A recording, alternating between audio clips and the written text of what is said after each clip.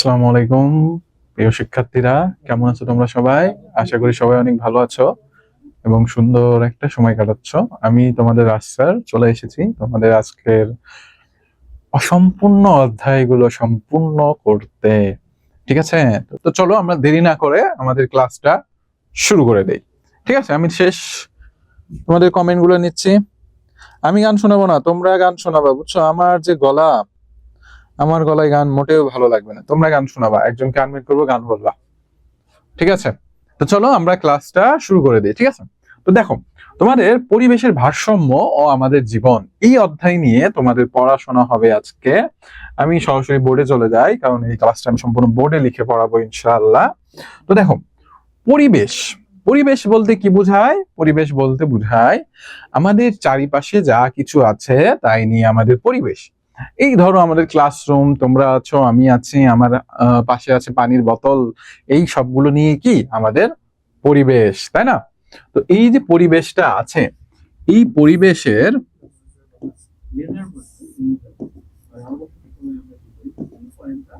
এই যে পরিবেশটা আছে বাচ্চারা, এই পরিবেশের কিন্তু অবশ্যই সঠিক একটা কি রয়েছে, সঠিক উপাদান রয়েছে। কি রয়েছে? সঠিক উপাদান।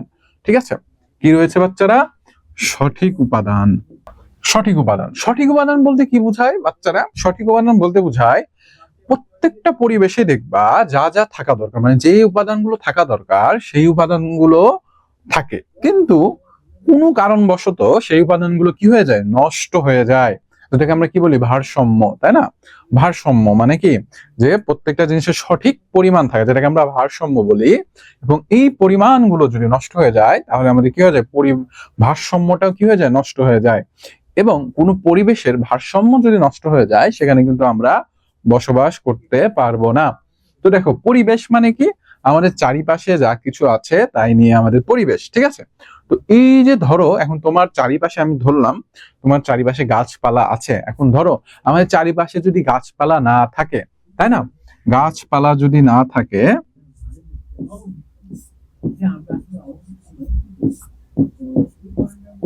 এই যে গাছপালা আছে যদি না থাকে তাহলে কিন্তু আমরা অক্সিজেন পাবো না। তাহলে কি আমরা সেই পরিবেশে বসবাস করতে পারবো? আমরা কিন্তু গাছপালা যদি না থাকে অক্সিজেন O2 কি পাবো না, তাহলে কিন্তু আমরা সেখানে বসবাস করতে পারবো না। তার মানে কি? সেটার ভারসাম্য মানে ব্যালেন্স, মানে যে উপাদানগুলো থাকার প্রয়োজন ছিল সেই উপাদানগুলো নষ্ট হয়ে গেল এবং আমরা সেখানে কি করতে পারবো না? বসবাস করতে পারবো না। তো এটা দ্বারা আমি কি বুঝালাম? তোমাদের বুঝালাম যে পরিবেশের ভারসাম্য, পরিবেশ ভারসাম্য। ঠিক আছে, মানে পরিবেশের যে ভারসাম্য মানে সঠিক উপাদান থাকা দরকার, সেটার প্রয়োজন রয়েছে।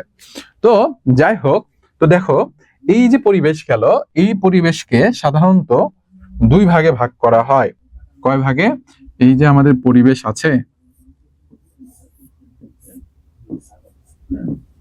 পরিবেশ আছে, এটাকে সাধারণত দুই ভাগে ভাগ করা হয়। পরিবেশ, তাই না? তো দেখো, প্রাকৃতিক পরিবেশটা কি? যে সকল উপাদান প্রাকৃতিক ভাবে, মানে যে পরিবেশটা প্রাকৃতিক ভাবে তৈরি হয় সেটাকে বলি আমরা প্রাকৃতিক পরিবেশ। ঠিক আছে, যে পরিবেশটা কি হয়, যে পরিবেশটা প্রাকৃতিক ভাবে তৈরি হয় তাকে বলি আমরা প্রাকৃতিক পরিবেশ। আমি কি লিখে দিব? বলো, আমি কি এই পরিবেশের সংজ্ঞাগুলো লিখে দিব? একটু আমাকে জানাও, আমি কি এই পরিবেশের সংজ্ঞাগুলো লিখে দিব বাচ্চারা? ওয়ালাইকুম আসসালাম জুনায়েদ, আরওয়া।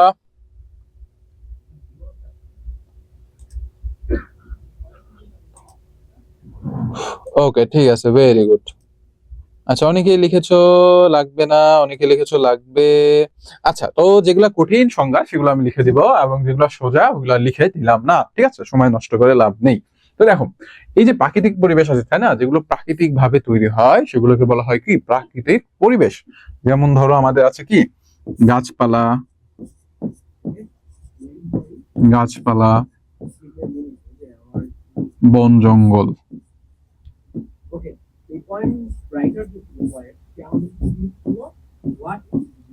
বন জঙ্গল, তাই না? এগুলো কি? এগুলো আমাদের প্রাকৃতিক পরিবেশ। আর মানব সৃষ্ট পরিবেশ কি? ধরো একটা স্কুল, তাই না? একটা কি? স্কুল। এগুলো কি? মানব সৃষ্ট পরিবেশ, ঠিক না? একটা হলো আমাদের প্রাকৃতিক পরিবেশ এবং আরেকটা হলো মানব সৃষ্ট পরিবেশ। তো এই যে প্রাকৃতিক পরিবেশটা রয়েছে আমাদের, গাছপালা, বন, জঙ্গল, এগুলো সাধারণত প্রাকৃতিক ভাবে আপনা আপনি তৈরি হয়, তাই না? আর যেগুলো মানব সৃষ্ট পরিবেশ, সেগুলোকে আমরা মানুষেরা কি করি, তৈরি করে থাকি। ঠিক আছে, এ পর্যন্ত আশা করি সবাই ক্লিয়ার। এ পর্যন্ত কারো কোনো সমস্যা আছে আমাকে একটু জানাও। আদাব। এটা তোমাদের 14 নম্বর চ্যাপ্টার, পরিবেশ, ভারসাম্য ও আমাদের জীবন। পরিবেশের ভারসাম্য ও আমাদের জীবন, ঠিক আছে? তোমাদের এই চ্যাপ্টারটা পড়ানো হচ্ছে, পরিবেশের ভারসাম্য এবং আমাদের জীবন, 14 অধ্যায় 14, ষষ্ঠ শ্রেণী। ওকে, পরিবেশের ভারসাম্য ও আমাদের জীবন। তো দেখো, আমরা পরিবেশ সম্পর্কে জানলাম। এখন তোমাদের এই অধ্যায়ের মূল যে ইম্পর্টেন্ট বিষয়টা আছে, সেটা হলো এই যে পরিবেশগুলো আছে, এই পরিবেশের ভেতরে প্রাণী এবং উদ্ভিদের ভিতর যে সম্পর্ক, মানে প্রাণী, উদ্ভিদ, বা আমি যদি এটা বলি জড় বস্তুর সাথে প্রাণীদের যে সম্পর্ক, এই ব্যাপারটা তোমাদের খুবই জানাটা দরকার। তো সেটা জানার আগে আমরা একটু জিনিস জেনে নেই। সেটা হলো, এই যে পরিবেশ আছে, পরিবেশের কিন্তু আবার উপাদান আছে দুইটা। পরিবেশের উপাদান কয়টা আছে? পরিবেশের উপাদান আছে দুইটা, তাই না? পরিবেশের উপাদান কয়টা আছে বাচ্চারা? দুইটা।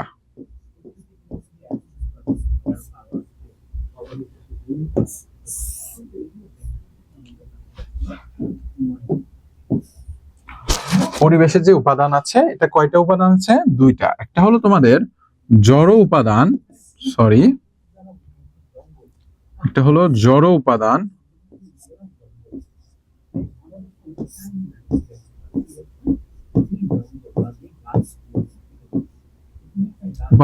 আর একটা হলো প্রাণী বা জীব উপাদান। ঠিক আছে, বা জীব উপাদান,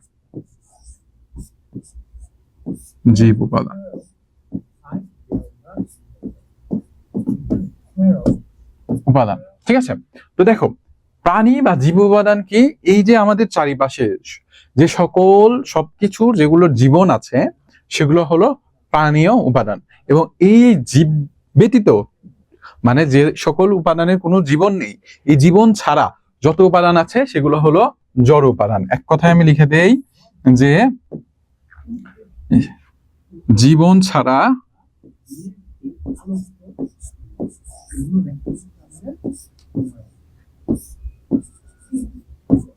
যে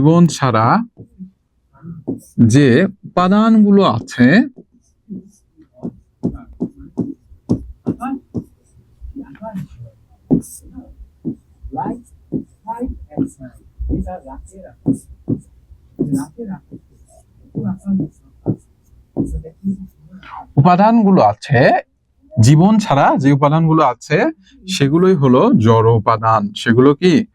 জড় উপাদান।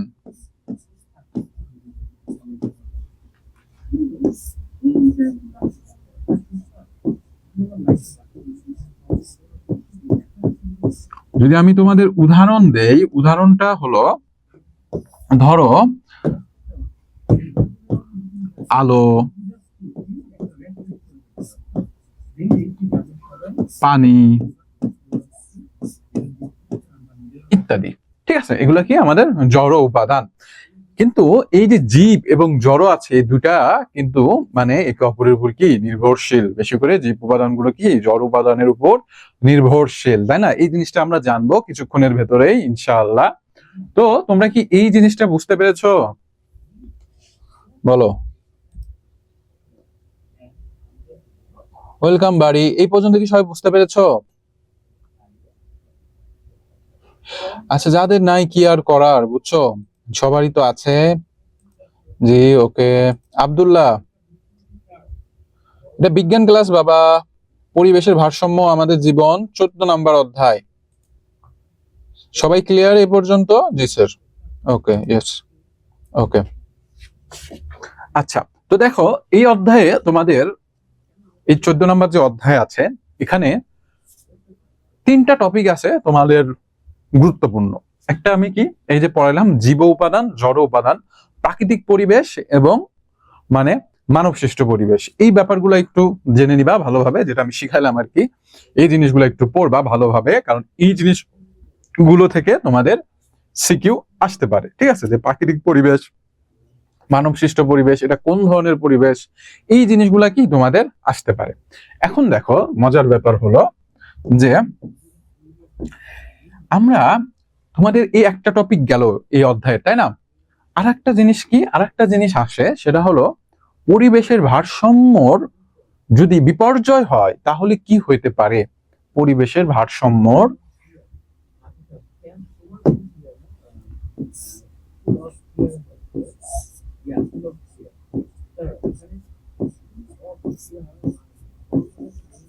পরিবেশের যে ভারসাম্য আছে, তাই না, এই যে ভারসাম্যটা আছে, এটার যদি বিপর্যয় হয়,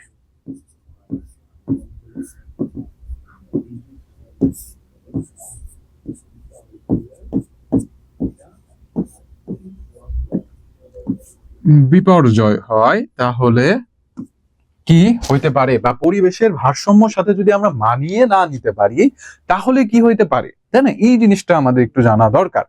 আসলে দেখো, আচ্ছা তোমাদের কমেন্ট আছে দেখছি অনেকগুলো।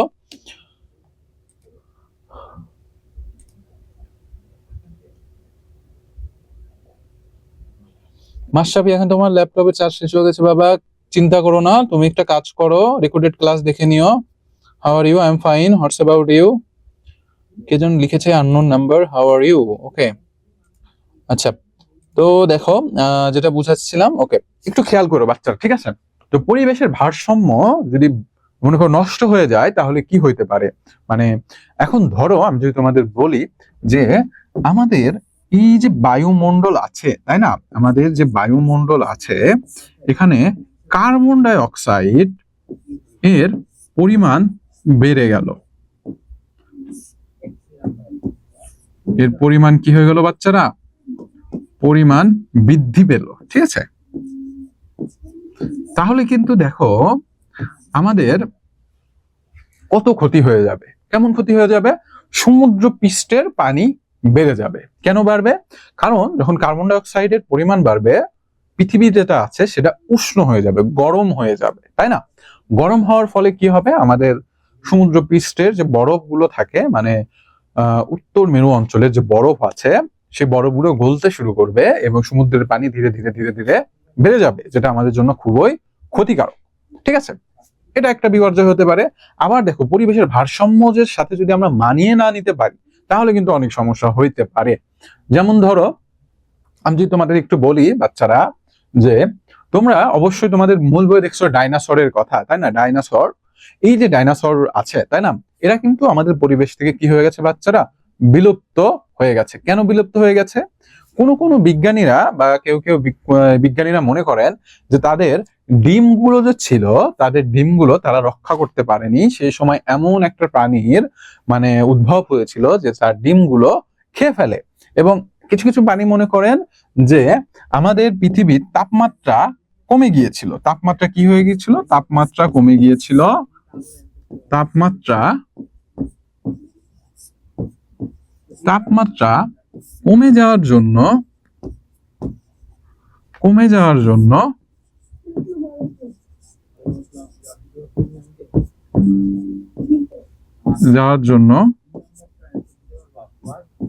ডাইনোসর, ঠিক আছে, ডাইনোসর বিলুপ্ত হয়েছে।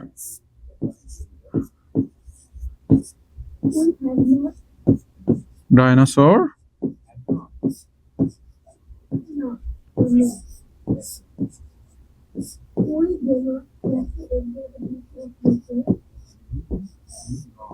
বিলুপ্ত হয়ে গেছে।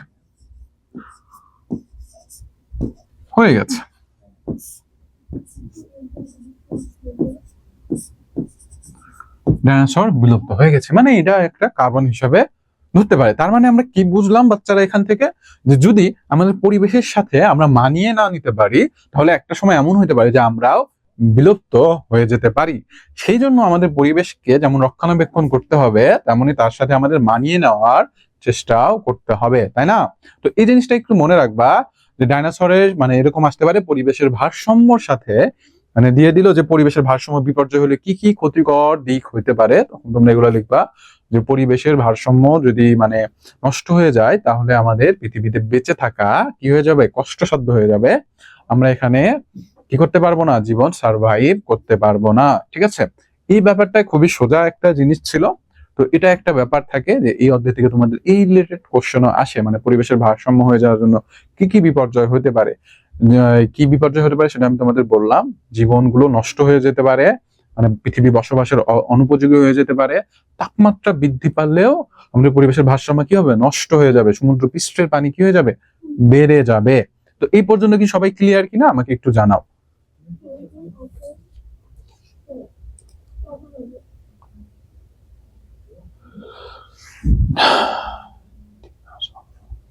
ডাইনোসর, সবাই কি বুঝতে পেরেছো এই পর্যন্ত? বলো, সবাই কি বুঝতে পেরেছো?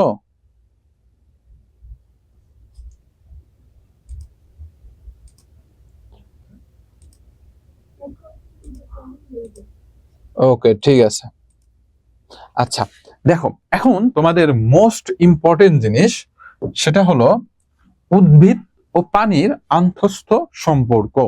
মানে উদ্ভিদ আর পানিরা যে একে অপরের উপর নির্ভরশীল, এটাকে বলা হয় আন্তঃ সম্পর্ক। মানে একে অপরের উপর নির্ভরশীলতার যে ব্যাপারটা আছে, এই জিনিসটা তোমাদের একটু জানা খুবই দরকার। ঠিক আছে, দেখো এই জিনিসটা আমি একটু বুঝাই।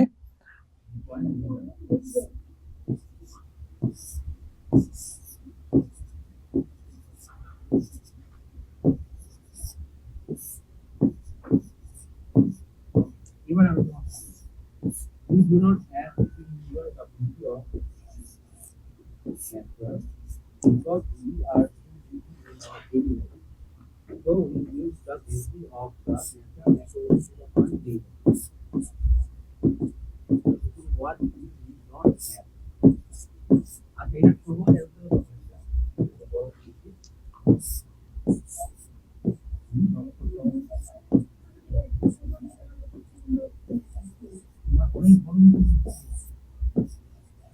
নির্ভরশীল।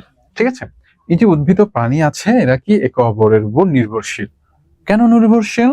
দেখো, সর্বপ্রথম আসি উদ্ভিদ ও প্রাণী একে অপরের উপর কিভাবে নির্ভরশীল হয়। তোমরা অবশ্যই পরাগায়নের নাম শুনেছো, পরাগায়নের নাম শুনেছো, এটা কিন্তু আমরা জানি, তাই না? তো দেখো, আচ্ছা কারো কোনো কোশ্চেন আছে? তোমাদের সিকিউ আছে অধ্যায়ে, বুঝছো মাশরাফি? ওকে, বাড়ি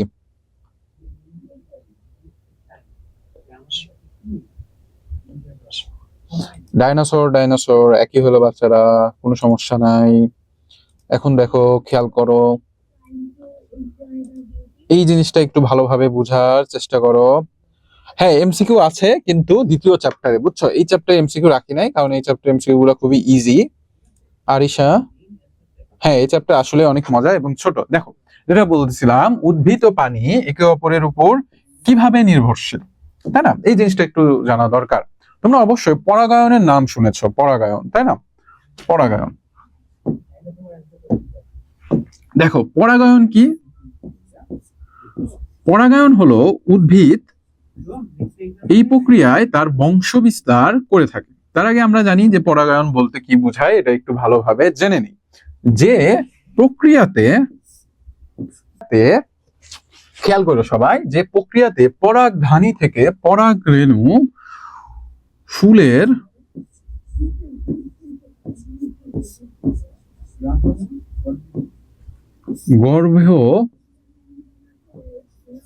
গর্ভমুণ্ডে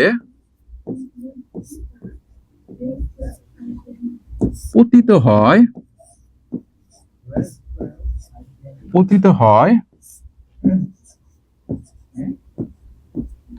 তাকে পরাগায়ন বলে। পরাগায়ন বলে। আমি বুঝাচ্ছি ব্যাপারগুলো, টেনশন করো না, বলে। ঠিক আছে, যে প্রক্রিয়াতে পরাগধানী থেকে পরাগ রেণু ফুলের গর্ভমুণ্ডে পতিত হয় তাকে পরাগায়ন বলে। এখন দেখো আমি আগে এই জিনিসটা একটু বুঝাই, তারপরে তোমাকে বুঝাচ্ছি যে কিভাবে উদ্ভিদ এবং প্রাণীরা একে অপরের উপর নির্ভরশীল। তো দেখো, এই যে পরাগধানীটা হলো আমাদের যে পুরুষ ফুল আছে, পুরুষ ফুলের অঙ্গ, ঠিক আছে, পুরুষ ফুলের জনন অঙ্গ, যার মাধ্যমে ফুলগুলি কি করে থাকে, তাদের বংশ বিস্তার করে থাকে, মানে পুরুষ ফুলের জনন অঙ্গ। তাহলে দেখো এই যে পরাগধানী থাকে, এখান থেকে পরাগরেণু কি, পরাগরেণু হলো পুরুষ ফুলের তোমার কি বলে ওটা, তোমার বংশ বিস্তার করার কোষ, ঠিক আছে, বংশ বিস্তার করার কোষ বলতে পারো। এই যে পরাগরেণুটা আছে, এই পরাগরেণুটা তোমার ফুলের গর্ভমুণ্ডে যায় মিলিত হয়, ঠিক আছে, কার সাথে মিলিত হয়, ডিম্বাশয়, তাই না। এই গর্ভমুণ্ডে কি থাকে, ডিম থাকে, যার সাথে এই পরাগরেণু মিলিত হয়ে আমাদের ফল উৎপন্ন হয়। পরাগরেণু এবং গর্ভমুণ্ডে যে ডিমটা থাকে, যেটা এই গর্ভমুণ্ডে সাথে মিলিত হয়ে কি উৎপন্ন করে, আমাদের ফল উৎপন্ন করে, এবং ফল থেকে বীজ হয়, এবং এইভাবে উদ্ভিদ কি করে, বংশ বিস্তার করে থাকে। তো এই পরাগায়নে উদ্ভিদটা আছে পানির উপর কিভাবে নির্ভরশীল হলো, তোমরা সবাই জানো যে মৌমাছি মধু সংগ্রহ করে, বা মাছি যে আছে ফুলের উপর বসে, তাই না। এই মৌমাছি যখন ফুলের উপর বসে, তখন দেখা যায় পুরুষ ফুলের উপরেও বসে পড়ে, তাই না। তো পুরুষ ফুলের উপর বসার সময় এই যে আমাদের পরাগ রেণু আছে, এই যে পরাগ রেণু আছে, এই পরাগ রেণু যেটাকে আমরা বলি পুরুষ ফুলের, মনে করো বংশ বিস্তার করার জন্য কোষ বা উপাদানও বলতে পারো, মানে পুরুষ ফুলের বংশ বিস্তার করার জন্য উপাদান, এই উপাদানটা পরাগ রেণু ফুলের তোমার মানে ফুলের না, মানে কি বলে ওটা, মৌমাছির পায়ের সাথে লেগে যায়। লেগে গেলে সে যখন অন্য একটা ফুলের উপরে যে বসে, তখন সেই পরাগ রেণুটা গর্ভে মুন্ডে যায় পতিত হয়, মানে কি, গর্ভে মুন্ডের সাথে নিষেক হয়, মানে মিলিত হয়। তো এই মিলিত হওয়ার পরে সেখানে আমাদের কি উৎপন্ন হয়, ফল উৎপন্ন হয়, এবং এইভাবে উদ্ভিদ কি করে, বংশ বিস্তার করে থাকে। তাহলে এখান থেকে আমরা কি বুঝলাম, যে আমাদের মৌমাছি মৌমাছি মৌমাছি বা অন্য কীটপতঙ্গ পরাগায়নে সাহায্য করে। পরাগায়নে কি করে বাচ্চারা, পরাগায়নে সাহায্য করে, পরাগায়নে সাহায্য করে থাকে।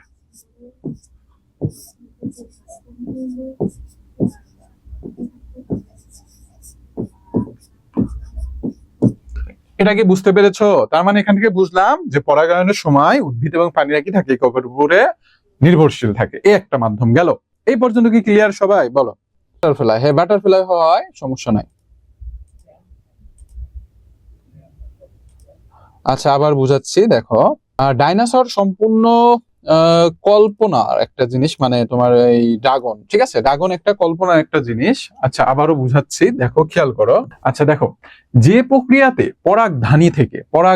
পরাগধানী হলো মানে পুরুষ ফুলের জননাঙ্গ, এবং এখান থেকে পরাগ রেণু উৎপন্ন হয়। পরাগ রেণু একটা উপাদান, যেটার মাধ্যমে উদ্ভিদ কি করে থাকে, মানে তার বংশ বিস্তার করে থাকে। তো এই পরাগ রেণুটা ফুলের গর্ভমুণ্ডে যে কি হয়, পতিত মানে কি, মিলিত হয়, এবং সেখানে পরাগায়ন ঘটে। সেখানে কি করে বাচ্চারা, পরাগায়ন ঘটে।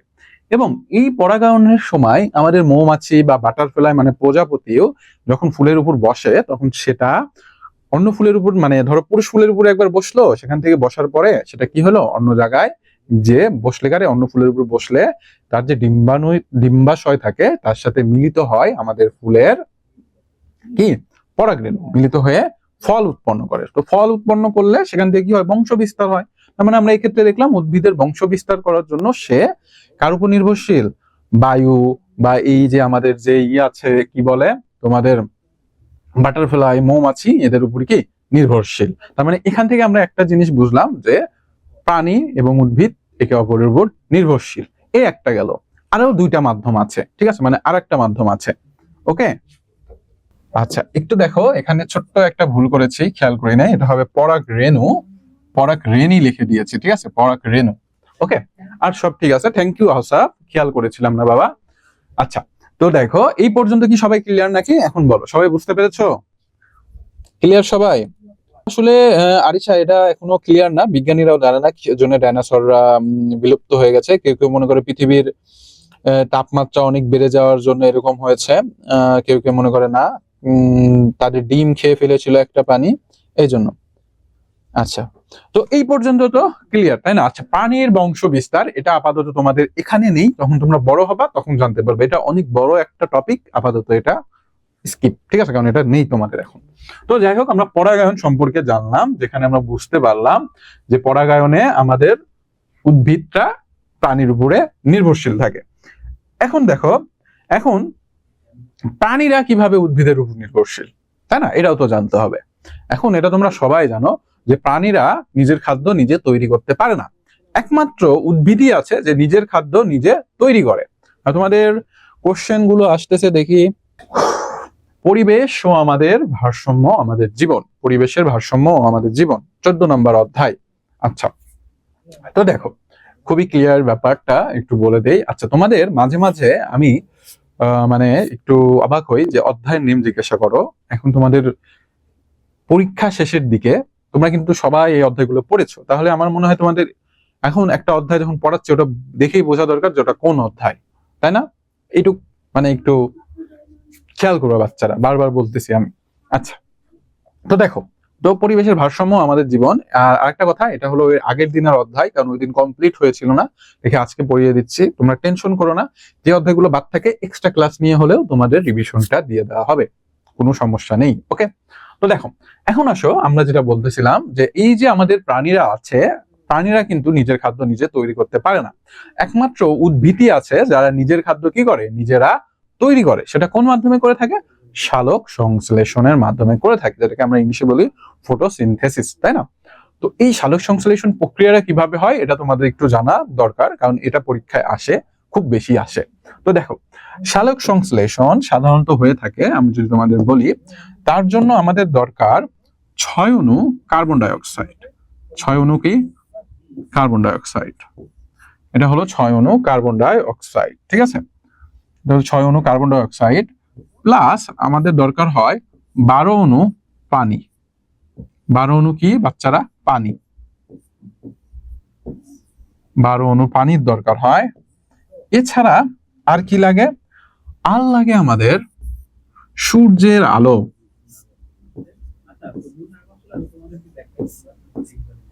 সূর্যের আলো,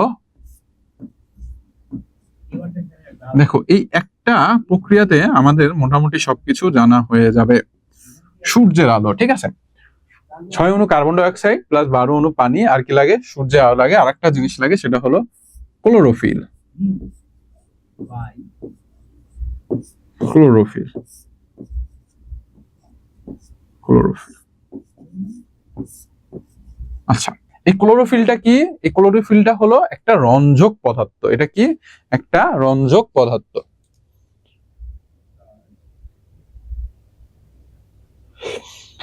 আহসা বাবা, ডাইনোসর, ডাইনোসর বাদ দাও, ডাইনোসর বা ডাইনোসরাস একই জিনিস, বুঝছো? Nothing is wrong. আচ্ছা দেখো, তো 6 অণু কার্বন ডাই অক্সাইড প্লাস 12 অণু পানি, সূর্যের আলো, এবং কি লাগতেছে? ক্লোরোফিল লাগতেছে। তো এই ক্লোরোফিলটা কি আমি একটু বলি। ক্লোরোফিল হলো একটা রঞ্জক পদার্থ যেটা সাধারণত সূর্যের আলো শোষণ করে থাকে। এটা কি? একটা রঞ্জক পদার্থ যেটা কি করে থাকে? সূর্যের আলোটাকে শোষণ করে থাকে, ঠিক আছে? তো দেখো, আচ্ছা, তো এই যে 6 অণু কার্বন ডাই অক্সাইড আছে, 12 অণু পানি আছে, এটা কি তৈরি করে থাকে? এটা বিক্রিয়া করে তৈরি করে থাকে আমাদের, একটু বড়ই করে দেই, আমাদের বোর্ড লাগুক। দেখো, এটা বিক্রিয়া করে তৈরি করে আমাদের অক্সিজেন, যেটা আমরা কি করে থাকি? গ্রহণ করে থাকি, তাই না? কি গ্রহণ করে থাকি? অক্সিজেন। অক্সিজেন তৈরি করে, প্লাস তৈরি করে মোস্ট ইন্টারেস্টিং জিনিস, গ্লুকোজ। কি করে থাকে? গ্লুকোজ। আচ্ছা, 6 অণু অক্সিজেন তৈরি করে। 6 অণু, আমি একটু ভালো করে লিখি।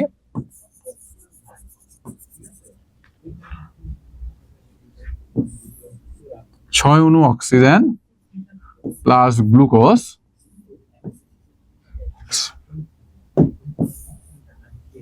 বেশি বড় হয়ে গেল, একটু ছোট করে দিই।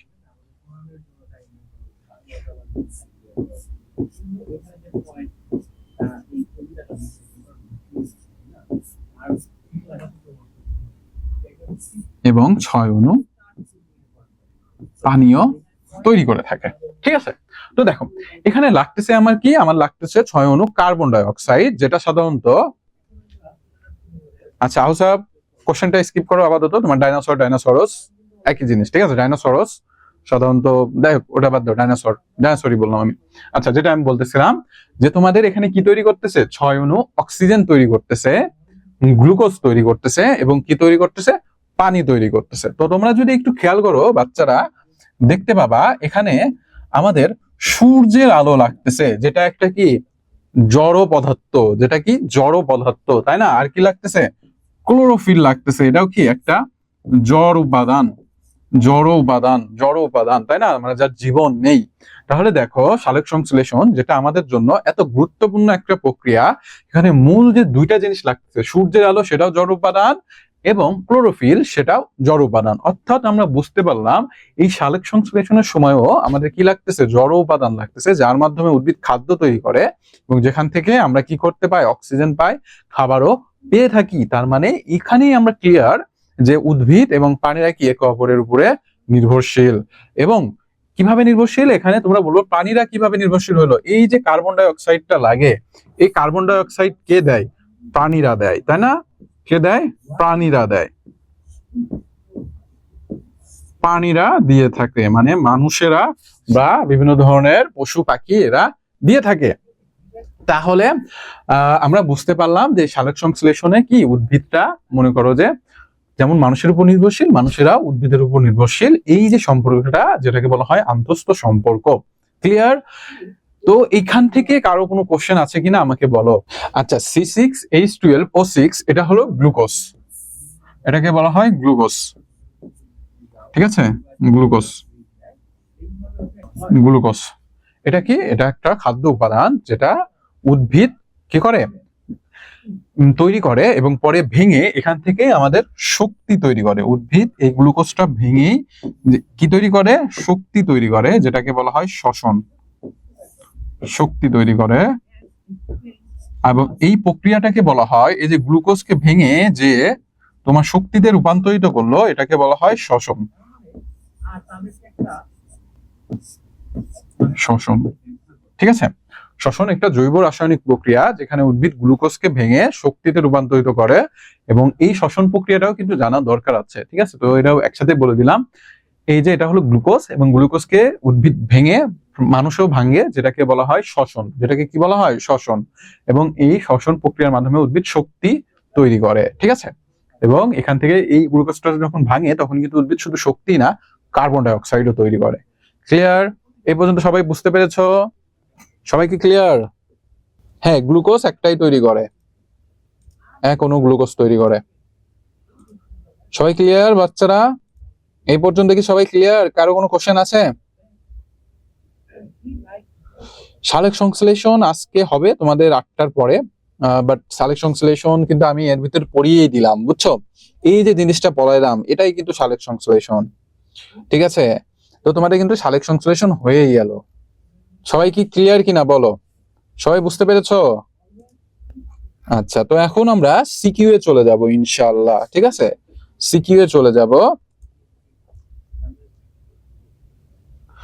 আচ্ছা, আনমিউট করেই কুইজ নিব নি আজকে, যাও একজন একজন করে ধরবো আর কুইজ নেব, ঠিক আছে? কিন্তু সেটা হবে তোমাদের উদ্ভিদের বাহ্যিক বৈশিষ্ট্যের উপর, কারণ এই অধ্যায় খুবই সোজা একটা অধ্যায়, সেজন্য এই অধ্যায়ে কুইজগুলো রাখি নেই। তাও রেখেছিলাম আমি, ভুল বুঝো না বাচ্চারা, রেখেছিলাম, কোশ্চেন দিয়ে দিয়েছিলাম, বাট আমাদের কম্পিউটার অপারেটররা আজকে একটু বিজি ছিল, মানে দুইজন, রাকিব ভাই এবং রনি ভাই একটু তাদের ইউনিভার্সিটিতে ভর্তি হইতে গিয়েছিল, দেখে মানে সম্পূর্ণটা করে দিতে পারে নাই, এই অধ্যায়টা করে দিতে পারে নাই। তো আমি বললাম উদ্ভিদের বাহ্যিক বৈশিষ্ট্য অধ্যায়টা অনেক কঠিন, তো সেই অধ্যায়ের এমসিকিউ গুলো তৈরি করেন, সেগুলো আমি তোমাদের ধরবো ইনশাআল্লাহ। তো এই পর্যন্ত কিন্তু আমরা বুঝলাম যে শ্বসন বুঝলাম, সালোক সংশ্লেষণ বুঝলাম, এবং বুঝলাম পরিবেশের যে উপাদানগুলো থাকে সেগুলো বুঝলাম। আমি তোমাদের একদম মনে করো যে কি একদম ভেঙে ভেঙে বুঝাইলাম, যেন তোমাদের এরপরে আর কোনো কি লাগে না, এরপরে আর মনে করো যে কোনো রিভিশনের দরকার যেন না হয়, ঠিক আছে? তো এই জিনিসটা কিন্তু আমি তোমাদের বুঝিয়ে দিলাম। তো একটু ঠান্ডা মাথায় এই অধ্যায়টা পড়বা, কারণ এই অধ্যায়টা যেটা আছে, এই অধ্যায় থেকে কিন্তু তোমাদের সিকিউ আসবে, যাদের অধ্যায়টা আছে, ঠিক আছে? তো এখন দেখো আমি এই অধ্যায়ে কিছু সিকিউ রেখেছি তোমাদের জন্য, সেগুলা একটু আমি তোমাদের সলভ করে দিব ইনশাআল্লাহ। তো দেখো, খেয়াল করো বাচ্চারা সবাই, নিচের বিক্রিয়া লক্ষ্য করো এবং প্রশ্নগুলোর উত্তর দাও। ঠিক আছে? আচ্ছা, কারো কোনো সমস্যা আছে?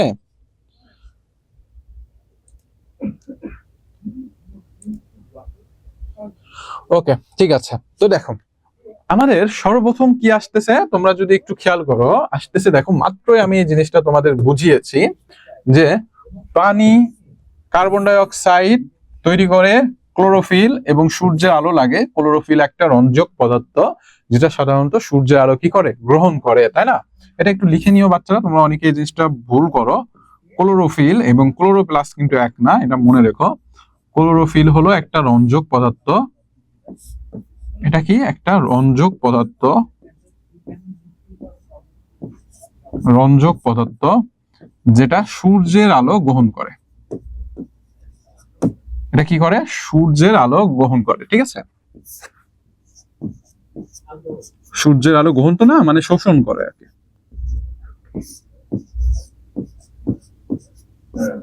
লম্বা হওয়ার একটা জ্বালা।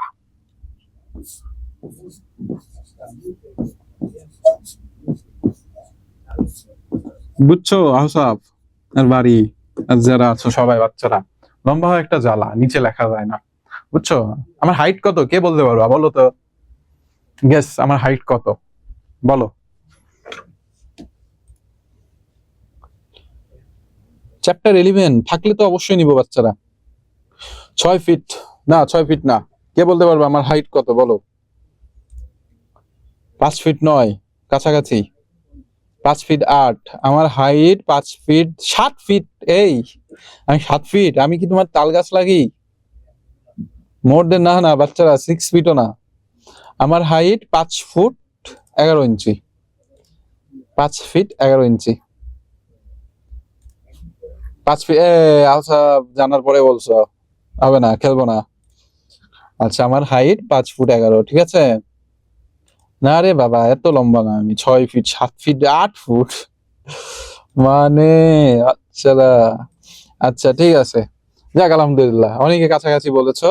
তো দেখো, এখন দেখো তো, অজীব ও জীবের পারস্পরিক সম্পর্কের প্রধান উপায় কয়টি? অজীব ও জীবের পারস্পরিক সম্পর্কের প্রধান উপাদান হলো দুইটি। ঠিক আছে? কয়টি? দুইটি। এই দেখো, এই কোশ্চেনটা দেখো, উদ্ভিদ ও প্রাণী, সরি, অজীব ও জীবের পারস্পরিক সম্পর্কের প্রধান উপায় কয়টি? দুইটি। একটা হলো সালোক সংশ্লেষণ এবং আরেকটা হলো শ্বসন। ক্লিয়ার? সালোক সংশ্লেষণ, এই সালোক সংশ্লেষণ এবং শ্বসন হলো উদ্ভিদ এবং প্রাণীর মধ্যে সম্পর্কের প্রধান দুইটি উপাদান। ঠিক আছে? একটা কি? একটা হলো সালোক সংশ্লেষণ আর একটা হলো শ্বসন। ঠিক আছে? খেয়াল করো, এই যে আমি এখানেই লিখে দেই, তাহলে ভালো হবে। এই যে এই কোশ্চেনটা দেখো, একটা হবে তোমার সালোক সংশ্লেষণ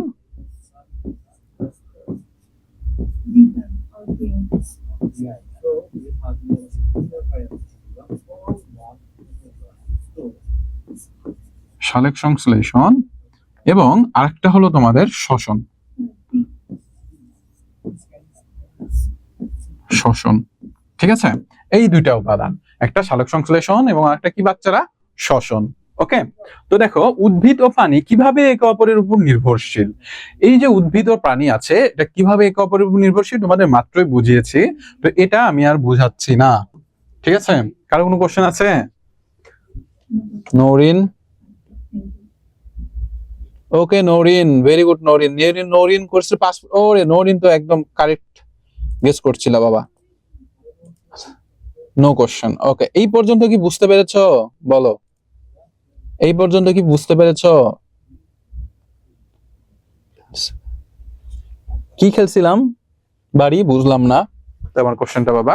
আচ্ছা, তো দেখো আমরা বুঝলাম যে সালোক সংশ্লেষণ এবং শ্বসন এই দুটো হলো একে অপরের পানি এবং উদ্ভিদের প্রধান দুটি মাধ্যম, যেটা একে অপরের উপরে কি করে, আমাদের সম্পর্কের প্রধান উপায়। ঠিক আছে? তো উদ্ভিদ ও পানি কিভাবে একে অপরের উপর নির্ভরশীল, এটা তোমরা পারবা আমি জানি।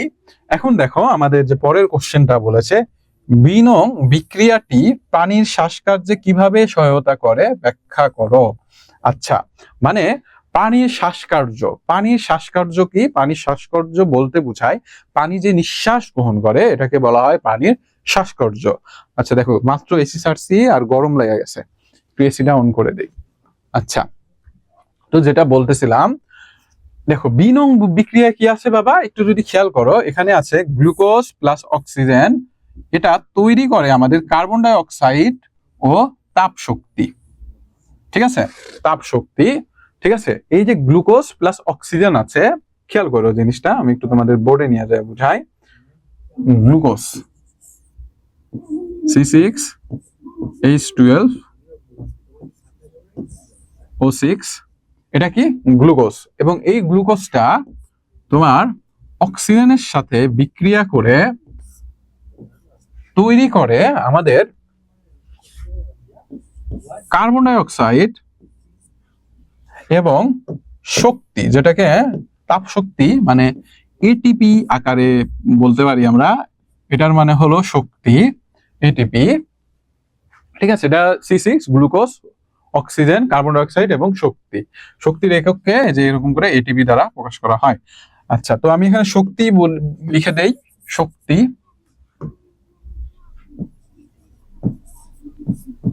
শক্তি, যেটাকে তোমরা এটিপিও লিখতে পারো। ঠিক আছে, তো এটা হলো আমাদের 2 নাম্বার বিক্রিয়া, এটিপি।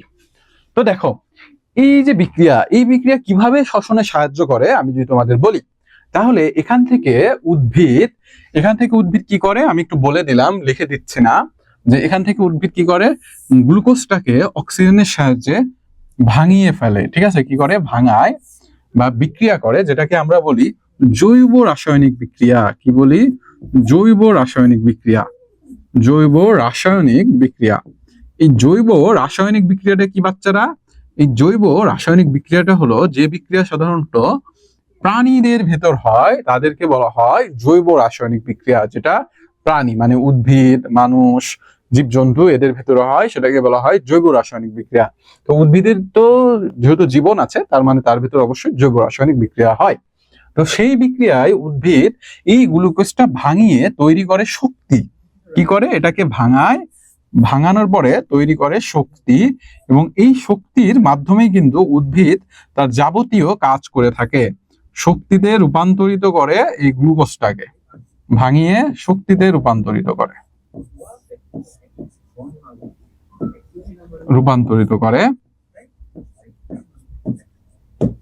শক্তিতে কি করে, শক্তিতে রূপান্তরিত করে, যার মাধ্যমে উদ্ভিদ তার যাবতীয় কাজ করে থাকে। তো এই জিনিসটা কি বুঝতে পেরেছো?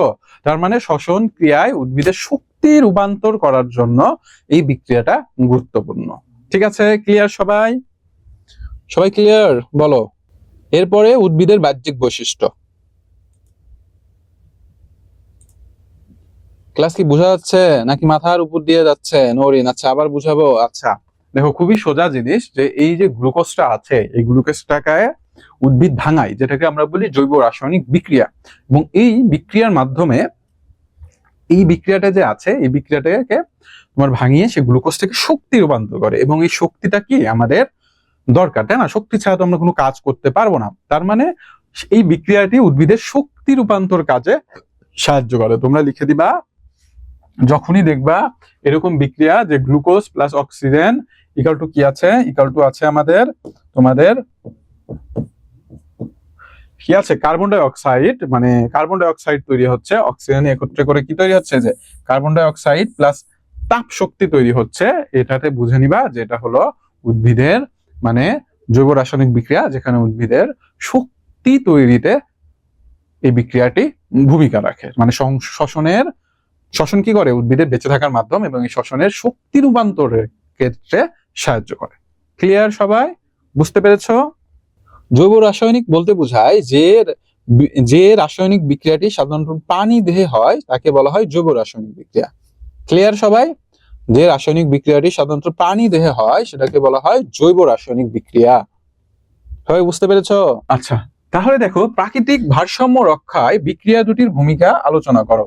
আচ্ছা, এই জিনিসটা পারবা না, দুটো আলোচনা করবা, যে সালোক সংশ্লেষণ এবং শ্বসন দুইটা প্রাকৃতিক ভারসাম্য কি ভূমিকা রাখে। আমি যদি তোমাদের শর্টকাটে একটু বুঝাই, যে এই যে শ্বসন আছে বা সালোক সংশ্লেষণ আছে, দুইটাই কি আমাদের পৃথিবীর জন্য খুবই গুরুত্বপূর্ণ। কিভাবে গুরুত্বপূর্ণ? আমরা সালোক সংশ্লেষণ বিক্রিয়া হয় বলে আমরা খাবার পাই, অক্সিজেন পাই, তাই না?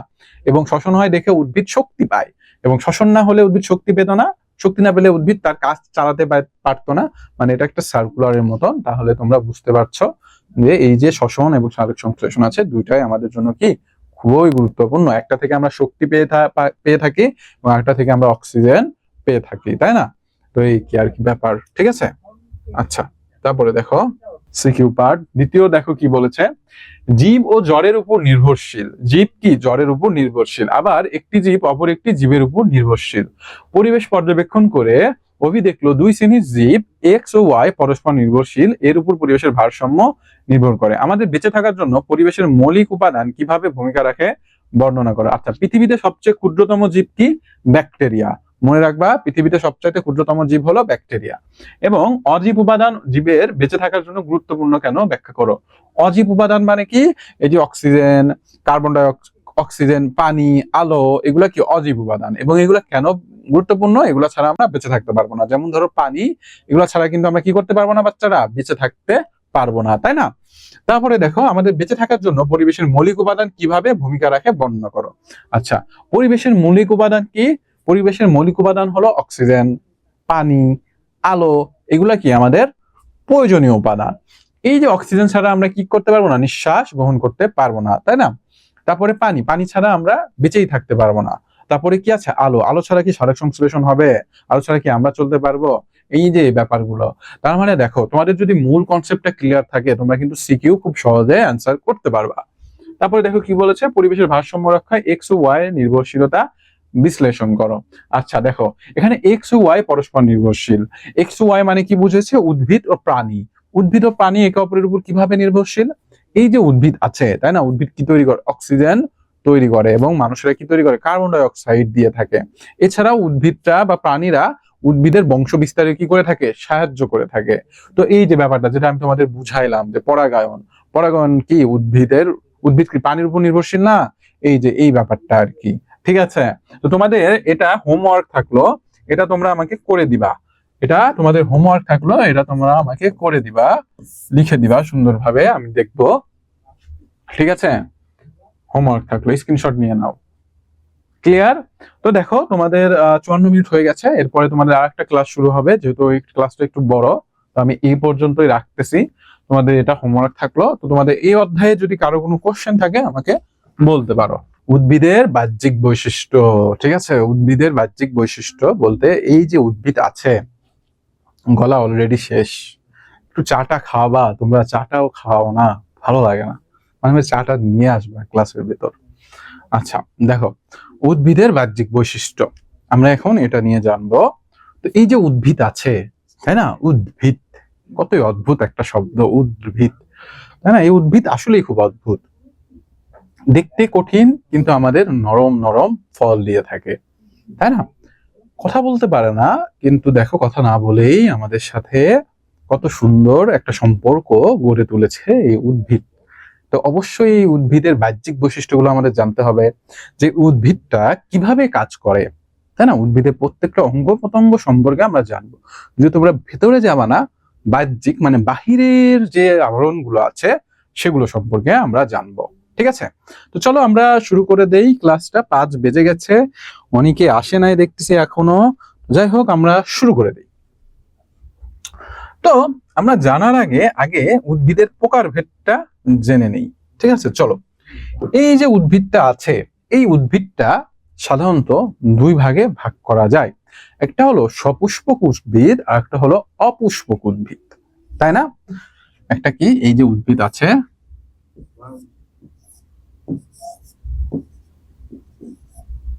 এই যে উদ্ভিদটা আছে, একটা হলো তোমাদের সপুষ্পক উদ্ভিদ,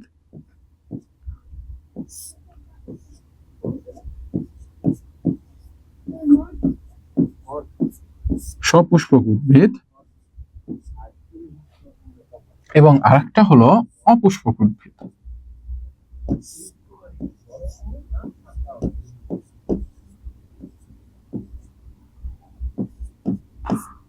অপুষ্পক উদ্ভিদ। তো দেখো, খেয়াল করো, সপুষ্পক উদ্ভিদ কি? যে উদ্ভিদগুলোর কি রয়েছে? ফুল রয়েছে, ফল রয়েছে, ফল রয়েছে এবং পরাগায়নের মাধ্যমে বংশ বিস্তার করে। পরাগায়নের মাধ্যমে কি করে থাকে? বংশ বিস্তার করে থাকে। সেগুলো হলো আমাদের সপুষ্পক উদ্ভিদ। আর অপুষ্পক উদ্ভিদ কি? যেগুলো সাধারণত ফুল ফল হয় না, ফুল ও ফল হয় না এবং বংশ বিস্তার করে থাকে স্পোরের মাধ্যমে। স্পোরের মাধ্যমে। স্পোর কি বাচ্চারা? স্পোর হলো একটা কোষ। এগুলো সাধারণত এই উদ্ভিদগুলো, এই কোষগুলো বাতাসে বা পানিতে ছড়িয়ে দেয় এবং এই স্পোরের মাধ্যমেই উদ্ভিদের, অপুষ্পক উদ্ভিদগুলো বংশ বিস্তার করে থাকে। ঠিক আছে? তো আমরা দেখলাম সপুষ্পক উদ্ভিদ, অপুষ্পক উদ্ভিদ।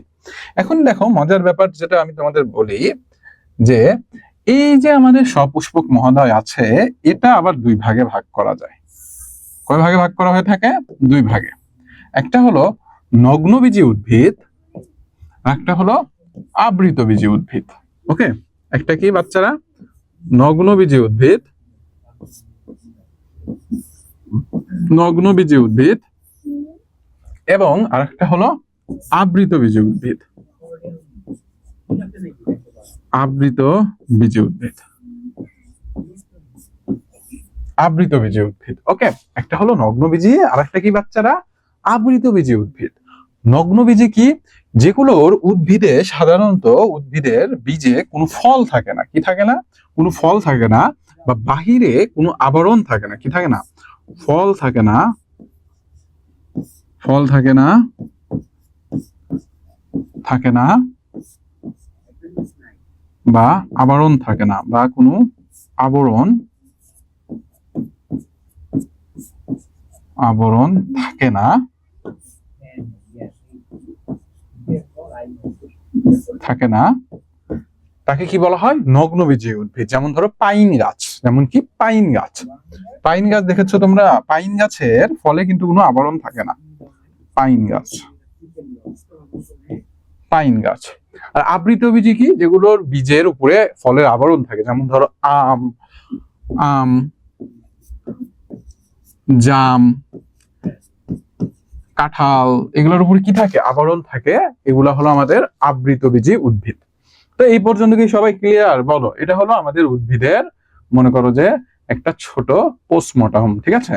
মানে উদ্ভিদের বাপদাদার পরিচয়, তার ভিতর কত জাতি আছে। ঠিক আছে? তো এই পর্যন্ত কি সবাই ক্লিয়ার? বলো আমাকে, একটু জানাও বাচ্চারা, এই পর্যন্ত কি সবাই ক্লিয়ার? নওরিন, না এই ক্লাস হয় নাই তো। Thank you Afnan. বন্ধু কি ক্লিয়ার বাচ্চারা সবাই? বাড়ি? Yes sir. ওকে, মাশরাফি, জি স্যার, ভেরি গুড। আচ্ছা, তো দেখো এই জিনিসটা সবাই একটু স্ক্রিনশট দিয়ে নাও। বইয়ে এরকম ভাবে সুন্দরভাবে কিন্তু দেওয়া নেই, বুঝছো? তো এই জিনিসটা দেখে নিবা, তোমরা সুন্দরভাবে নোট ডাউন করবা, যেন তোমরা সহজে বুঝতে পারো ব্যাপারটা। আচ্ছা, তো চলো আমরা এখন তোমাদের উদ্ভিদের বৈশিষ্ট্যগুলো সম্পর্কে পড়াই। তো আমরা আদর্শ সপুষ্পক উদ্ভিদ আগেই বলে ফেলেছি, তো এইগুলো আমরা জানবো না। আমরা জানবো কি? একটি আদর্শ ফুলের, মানে সরি, একটি আদর্শ, এই যে একটি আদর্শ সপুষ্পক উদ্ভিদের বিভিন্ন অংশ সম্পর্কে আমরা জানবো। ঠিক আছে? তো দেখো, সর্বপ্রথম আমি যদি বলি, আমাদের আসে হলো বিটপ। বিটপ কি? বিটপ হলো এই যে তোমরা একটা গাছ দেখতেছো, সুন্দর মরিচ গাছ, লম্বা লম্বা মরিচ ধরে আছে। এই যে মাটির উপরের সম্পূর্ণ অংশটুকুই হলো বিটপ। মাটির উপরের সম্পূর্ণ অংশটুকু কি? বিটপ। ঠিক আছে? মাটির উপরের সম্পূর্ণ অংশটুকুই হলো বিটপ। এই বিটপে সাধারণত ফুল থাকে, ফল থাকে, কাণ্ড থাকে এবং শাখা প্রশাখাগুলো থাকে। ঠিক আছে? তো দেখো, বিটপ উদ্ভিদের যে অংশগুলো মাটির উপরে থাকে তাদেরকে একত্রে কি বলা হয়ে থাকে? বিটপ বলা হয়ে থাকে। ওকে, বিটপের কাণ্ড, পাতা, ফুল ও ফল থাকে। এখন দেখো কাণ্ড, প্রধান শাখা। কাণ্ড কি বাচ্চারা? এই যে মাঝ বরাবর যে একটা সোজা লাইন থাকে উদ্ভিদ, যেটা উদ্ভিদের সম্পূর্ণ ভার বহন করে, এটা হলো কাণ্ড। এটাকে কি বলা হয়ে থাকে? কাণ্ড বলা হয়ে থাকে। ঠিক আছে? পাতা, পাতা তো চেনো, এই যে চ্যাপ্টা যে অংশ, এটাকে বলা হয় পাতা, এটাকে কি বলা হয়ে থাকে? পাতা। শাখা পোশাকের গায়ে সৃষ্ট চ্যাপ্টা সবুজ অংশটি হলো পাত্রা, পাতা বা পত্র। ফুল, পর্বকক্ষে সাদা রঙের ছোট ফুল হয়। পর্বকক্ষ কি জানো? পর্বকক্ষ হলো, আমি যদি তোমাদের বলি, পর্বকক্ষ হলো, তোমরা অবশ্যই ধরো এটা গাছ, আমি একটু দেখাই।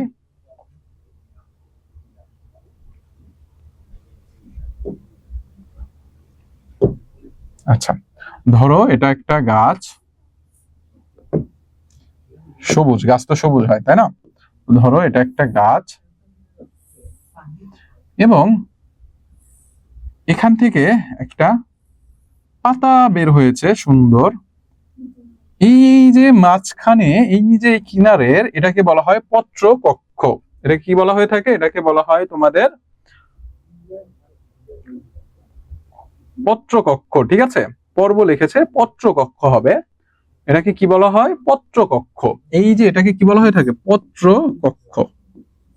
পত্র কক্ষ, যেখানে সাধারণত আমাদের কি হয়ে থাকে? যেখানে আমাদের সাধারণত ফুল হয়ে থাকে, এবং এই ফুলটা কিন্তু অনেক সময় পাতার উপরেও দেখা যায়, এখানেও হয়ে থাকে। ঠিক আছে, পাতার শীর্ষেও অবস্থান করে এই ফুলটা।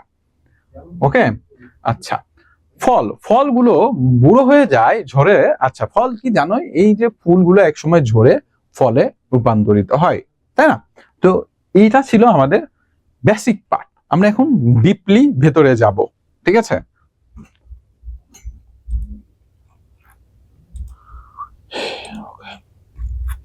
এই পর্যন্ত কি সবাই ক্লিয়ার? বলো, এই পর্যন্ত সবাই ক্লিয়ার বাচ্চারা? দেলোয়ার, এরকম টি দিয়ে কাজ হবে, একদম সামনাসামনি দিতে হবে, বুঝতে পেরেছো? আচ্ছা, ঠিক আছে, ওকে। আচ্ছা, এখন দেখো আমরা আসবো মূল নিয়ে। আচ্ছা, মূল কি? মূল হলো মাটির নিচে যে অংশটা থাকে সেটাকে বলা হয় মূল। সেটাকে কি বলা হয়ে থাকে? মূল, যেটা আমাদের খুবই গুরুত্বপূর্ণ একটা অংশ উদ্ভিদের জন্য। কারণ এই মূল দ্বারাই উদ্ভিদ কি করে থাকে? খাবার শোষণ, মানে পানি এবং খনিজ লবণ শোষণ করে থাকে।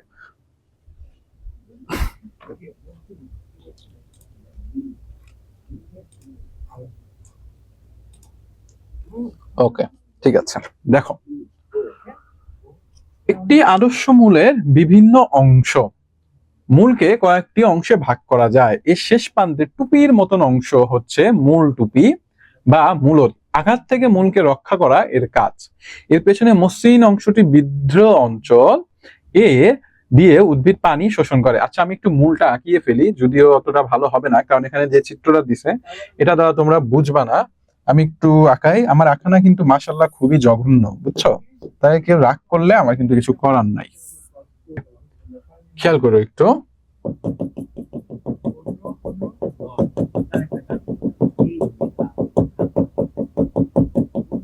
ধরে নাও বাচ্চারা এটা একটা মূল। ঠিক আছে, এখন আমরা এর অঙ্গ সম্পর্কগুলো জানবো। দেখো, প্রথমে আছে কি? স্থানিক মূল। আচ্ছা, স্থানিক মূল কি?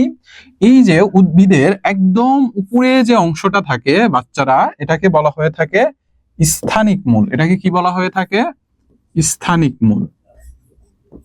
এই অংশটা একদমই পরিপক্ক একটা অঙ্গ, স্থানিক মূল, যেটা আর বৃদ্ধি পায় না। এটাকে বলা হয় স্থানিক মূল। এটা কি হয় না? এটা মনে করো বৃদ্ধি পায় না। ঠিক আছে, এটা কিন্তু বৃদ্ধি পায় না। ওকে, মানে এটা একদম ফিক্সড একটা অঙ্গ, যেটা আর কোনো বড় হয় না বা ছোট হয় না, একদম পরিপক্ক হয়ে এই অঙ্গটা গঠন করে। এটা হলো আমাদের স্থানিক মূল। দেখো স্থানিক মূল সম্পর্কে কি বলেছে? ভ্রূণ মূল বৃদ্ধি পেয়ে প্রধান মূল হিসাবে সরাসরি মাটিতে প্রবেশ করে এবং প্রধান মূল শাখা প্রশাখা বিস্তার করে, তখন এদেরকে স্থানিক মূলতন্ত্র বা স্থানিক মূল বলে, যথা আম, জাম, কাঁঠাল, লিচু, বেগুন, সরিষা ইত্যাদি। আচ্ছা, ভ্রূণ মূল কি জানো? উদ্ভিদের সর্বপ্রথম অবস্থায় যে মূলটা বের হয় সেটাকে বলা হয় ভ্রূণ মূল। উদ্ভিদের বীজ থেকে সর্বপ্রথম যে মূলটা বের হয় সেটা হলো ভ্রূণ মূল, এবং এই ভ্রূণ মূলটাই পরিপক্ক হয়ে তৈরি হয় স্থানিক মূল। এই ভ্রূণ মূলটাই পরিপক্ক হয়ে কি তৈরি হয়? স্থানিক মূল। ক্লিয়ার? এখন দেখো, তারপরে কি আছে আমরা দেখি। তারপরে আছে অস্থানিক মূল। এসব মূল ভ্রূণগুলো থেকে উৎপন্ন না হয়ে কাণ্ড। আচ্ছা, এই আগেই চলে গেছে, দেখো কিছু জিনিস একটু মিস করেছে, আমি একটু জিনিসগুলো বলে দেই। মূলটুপি আসি আমরা। মূলটুপিটা কোনটা বাচ্চারা? এই যে এটা হলো কি, এটা হলো আমাদের মূলটুপি। কই গেল? আচ্ছা আমি এখান থেকে বুঝিয়ে দেই। এই যে এটা হলো আমাদের কি, মূলটুপি। ওকে, এটা কি বাচ্চারা? এটা হলো আমাদের মূলটুপি। এই যে মূলটুপি, যেটা সাধারণত মূলকে রক্ষা করে থাকে। কি করে থাকে? রক্ষা করে থাকে। কারণ যখন মূলটা তো সাধারণত বৃদ্ধি পায়, এটা কি হয়, মাটির নিচ পর্যন্ত যায়, এবং এটা জানি আমাদের মূল যে শিকড়টা আছে, মূল রোমটা আছে, সেটা যেন কোনো আঘাতে ক্ষতিগ্রস্ত না হয়, সেজন্য এই মূল টুপিটা রক্ষা করে, কাইন্ড অফ হেলমেটের মতন, যেটা যেন আমাদের কি হয়, মূলটাকে কোনো ধরনের আঘাত থেকে কি করে, রক্ষা করে। এটা মূল টুপিটা কি করে? আঘাত থেকে রক্ষা করে। ঠিক আছে, আঘাত থেকে রক্ষা করে।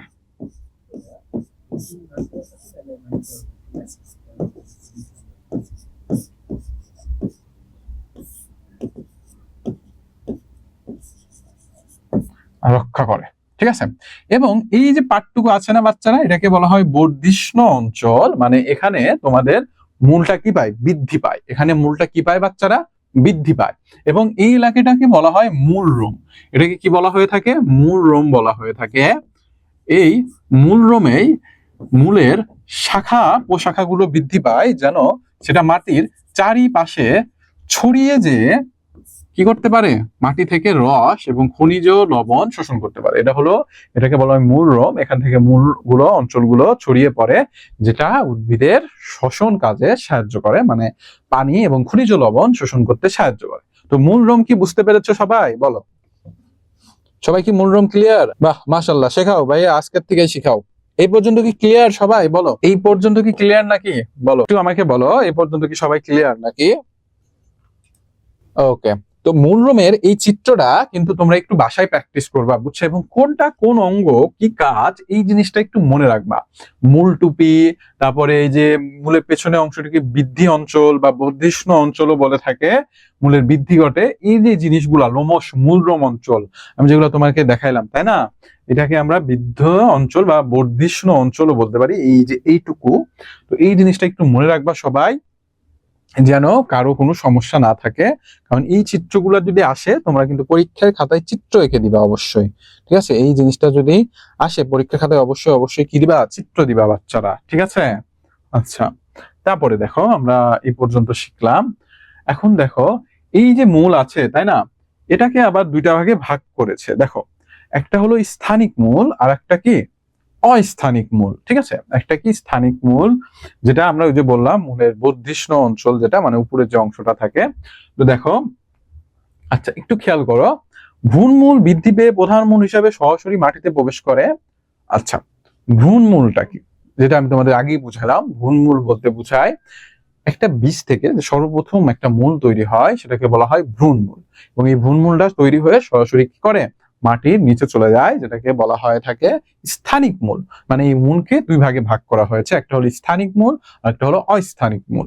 ঠিক আছে, তো দেখো অস্থানিক মূল কি? এসব মূল ভ্রূণমূল থেকে উৎপন্ন না হয়ে কাণ্ড পাতা থেকে উৎপন্ন হয়। এরা দুই ধরনের হয়ে থাকে, গুচ্ছমূল এবং অগুচ্ছমূল। আচ্ছা, অস্থানিক মূলটা কি বাচ্চারা? তোমরা দেখবা অনেক উদ্ভিদ থাকে যাদের, মনে করো যে যে কোনো অঙ্গই তুমি যদি মাটিতে নিয়ে রোপণ করো, তাহলে সেখান থেকে উদ্ভিদের কি হয়? শিকড় বের হয়। যেমন ধরো বাঁশ, তারপরে ঘাস ফুল, এগুলা যে কোনো অঙ্গই তুমি মাটিতে রোপণ করলে কি হবে? শিকড় বের হবে। তাহলে এটা হলো আমাদের অস্থানিক মূল, তাই না? এটা কি বাচ্চারা? এটা হলো আমাদের অস্থানিক মূলের একটা অংশ। ঠিক আছে, মানে সরি, অস্থানিক মূল, অস্থানিক মূলের অংশ না, অস্থানিক মূল। তো অস্থানিক মূল বুঝতে পেরেছো সবাই? বলো, অস্থানিক মূল বুঝেছো? আমাকে একটু জানাও, তোমরা চুপচাপ থাকলে ভালো লাগে না। আজকে কিন্তু গান বলতে হবে তোমাদের, বুঝছো? সবাই ক্লিয়ার? ওকে। একটু পরেই কুইজ আছে, একটু পরেই দেখবো নি বাচ্চারা সবাই কুইজ দেওয়ার জন্য পাগল হয়ে গেছে, শিওর আমি। আচ্ছা, কুইজ একদম লাইভ কুইজ নিব আমি, দেখো। আচ্ছা, তারপরে কি আছে? এই যে অস্থানিক মূল আছে, এটাকে আবার দুই ভাগে ভাগ করা হয়েছে। কয় ভাগে ভাগ করা হয়েছে বাচ্চারা? দুই ভাগে ভাগ করা হয়েছে, তাই না? আচ্ছা, দেখো, একটা হলো গুচ্ছমূল আর একটা হলো অগুচ্ছমূল। গুচ্ছমূল কি? গুচ্ছমূল হলো এই মূলগুলো সাধারণত গুচ্ছ আকারে বা একত্রে আকারে থাকে এগুলোকে বলা হয় গুচ্ছমূল, মানে একটু ঝোপ হয়ে থাকে। তোমরা যদি খেয়াল করো কোন সময় গাছটাকে উপড়ে ফেলবা, দেখবা এর যে মূল আছে এগুলা সবগুলা কি হয়ে থাকে, একসাথে হয়ে থাকে, ঠিক আছে। মানে যে এরকম হয়ে থাকে, দেখাই দেখো, এই যে তোমরা যদি খেয়াল করো কোন সময়, এই যে মনে করো এটা একটা মূল, এই যে সবগুলো মূল এই যে এরকম থাকে, মানে একদম কাছাকাছি কাছাকাছি এরকম কি থাকে, একত্রে থাকে। এগুলাকে বলা হয় গুচ্ছমূল। এগুলাকে কি বলা হয়ে থাকে, গুচ্ছমূল। এখান থেকে একটা গাছ বাড়ায়, এটাকে আমরা একটা ধান গাছ বা চারা গাছ বলতে পারি। যাই হোক, এটা কিছুই হয় নাই, আমি এটা কেটে দেই। আচ্ছা, তো দেখো যেটা বলতেছিলাম গুচ্ছমূল, যেমন ধরো তোমার একটা ঘাসের একটা মূলকে আমরা গুচ্ছমূল বলতে পারি। অগুচ্ছমূল কি, এই মূলগুলো তোমরা যদি কিছু গাছ দেখো, যে গাছগুলো সাধারণত বিভিন্ন শরীরের বিভিন্ন জায়গা থেকে মূল বের হয়, তাই না। এর চিত্রটা আমি আঁকতে পারবো। দেখো, বটের ঝুরি মূল, বট গাছ দেখেছো তোমরা, বট গাছ তো দেখেছো তাই না। সাধারণত কি হয়, ধরো এটা একটা উদ্ভিদ, ঠিক আছে, এটা একটা উদ্ভিদ, এবং এটা কি একটা উদ্ভিদ ধরো। এখন এই উদ্ভিদটাকে দাঁড়িয়ে থাকার জন্য এই গাছের চারপাশ দিয়ে মূল বের হয়, চারিপাশ দিয়ে কি হয়, মূল বের হয়। তোমরা যদি সুন্দরবনে তো দেখেছো সবাই মনে হয় টিভিতে বা বাস্তবেও দেখে থাকতে পারো, দেখবা ওখানে কিছু গাছ থাকে যাদের চারিপাশে এরকম মূল রোম বের হয়। সেটা হলো আমাদের এই অগুচ্ছ মূলের একটা উদাহরণ। মানে এই যে অগুচ্ছ মূল আছে সেটা কি, এই যে ঝুরি মূল বা বট গাছের দেখবা ডালপালা অনেক সময় চারিপাশ দিয়ে ছড়িয়ে পড়ে, তাই না। এটা কেন ছড়িয়ে পড়ে, যেন গাছটার ওজনটা ধরে রাখতে পারে, সেই জন্য। ক্লিয়ার সবাই, অগুচ্ছ মূল বুঝতে পেরেছো, বলো।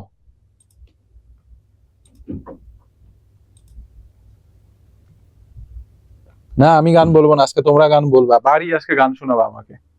আচ্ছা, তারপরে দেখো কাণ্ডের বিভিন্ন অংশ উদ্ভিদের। আচ্ছা, কাণ্ড কাণ্ড বিভিন্ন অংশ সম্পর্কে আমরা জানবো। উদ্ভিদের যে অংশ থেকে শাখা প্রশাখা পাতা উৎপন্ন হয় তাই কাণ্ড। কাণ্ড বলতে কি বোঝায় বাচ্চারা, এই যে উদ্ভিদটা আছে খেয়াল করো, এই যে মাঝ বরাবর যে অংশটা সেটা হলো কি কাণ্ড, এটা কি কাণ্ড। তাহলে পর্ব, কাণ্ডের যে স্থান থেকে পাতা বের হয় তাকে পর্ব বলে। মানে এই যে অংশটা আছে, আচ্ছা দেখো আমি এটা একটু আঁকিয়ে দেখাই। দেখো খেয়াল করো, ধরো এটা একটা কাণ্ড, এটা কি কাণ্ড, ঠিক আছে, এটা গাছের একটা লম্বা কাণ্ড। একটা একটা করে দেখি, পর্ব, কাণ্ডের যে স্থান থেকে পাতা বের হয় তাকে পর্ব বা সন্ধি বলে। তোমরা খেয়াল করবা গাছের এই যে কাণ্ড থেকেই কিন্তু কি হয়, পাতা বের হয়, কাণ্ড থেকেই পাতা বের হয়, এটাকে বলা হয় কি, এই অংশটা, যে অংশ থেকে পাতাটা বের হয় সেটাকে বলা হয় পর্ব।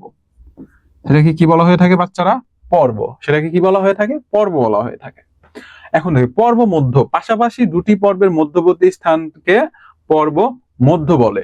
তোমরা বাঁশ তো সবাই দেখেছো তাই না, বাঁশ মনে করো সবাই দেখেছো, বাঁশের মাঝখানে মাঝখানে দেখবে এরকম গাইড থাকে, আমরা গাইড বলে থাকি। এই যে মাঝখানের যে অংশটা এটাকে বলা হয় পর্ব মধ্য। পর্ব বুঝতে পেরেছো কি, পর্ব এই যে যেখান থেকে উদ্ভিদের পাতাটা বের হয়, মানে এই যে অংশটা এটাকে বলা হয় পর্ব। এটা কি বলা হয়ে থাকে, যে অংশ থেকে বের হয় সেটা হলো পর্ব। ওকে, এবং গাছের দুটি মাঝখানে যে স্থান থাকে সেটা হলো পর্ব মধ্য। সেটা কি, পর্ব মধ্য। ওকে, আচ্ছা, তারপরে দেখে কি আছে, মুকুল, কাণ্ডের সাথে পাতা যে কোণ সৃষ্টি করে তাকে পত্রকক্ষ বলে। আচ্ছা, পত্রকক্ষ কি, কাণ্ডের সাথে, তোমরা খেয়াল করবা, মানে এই যে কাণ্ড আছে তাই না, কাণ্ডের সাথে পাতা দেখবা একটা কোণ সৃষ্টি করতেছে। এই যে পর্বটা যে আছে তাই না, এই যে পর্বটা আছে, এই পর্বর এখান থেকে কি তৈরি হয়, তোমাদের মুকুল তৈরি হয়, এবং এটাকে কি বলা হয়ে থাকে, এটাকে বলা হয়ে থাকে তোমাদের পত্রকক্ষ। এটাকে কি বলা হয়ে থাকে, পত্রকক্ষ। দেখি তো আমাদের চিত্র আছে নাকি। আচ্ছা, যাই হোক, আমরা পর্ব বুঝলাম, পর্ব মধ্য বুঝলাম, এবং মুকুল বুঝলাম। এই পর্যন্ত কি কারো কোনো কোশ্চেন আছে, আমাকে একটু বলো। আচ্ছা আফনান, চেষ্টা করতেছি বাবা। এখানে কে কে বোঝো না একটু বলো। হ্যাঁ, কুইজ আছে। ধরো এটা কি আমাদের কাণ্ড, তাই না, এটা কাণ্ড, এবং কাণ্ডর যে স্থান থেকে, ধরো এই যে এখান থেকে কি বের হচ্ছে, এখান থেকে তোমাদের পাতা বের হচ্ছে, তাই না, এখান থেকে পাতা বের হচ্ছে বা শাখা প্রশাখা বের হচ্ছে। এই যে স্থানটা থেকে পাতা বের হলো সেটাই হলো আমাদের পর্ব। সেটা কি আমাদের পর্ব। ঠিক আছে, বুঝতে পেরেছো আনন্দিতা? ওকে, ঠিক আছে। এখন দেখো আমরা পরবর্তীতে যাই, চলো। আচ্ছা, কাণ্ডের প্রকারভেদ। এখন আমরা কাণ্ডের যে বিভিন্ন অংশ আছে সেই সম্পর্কে জানবো।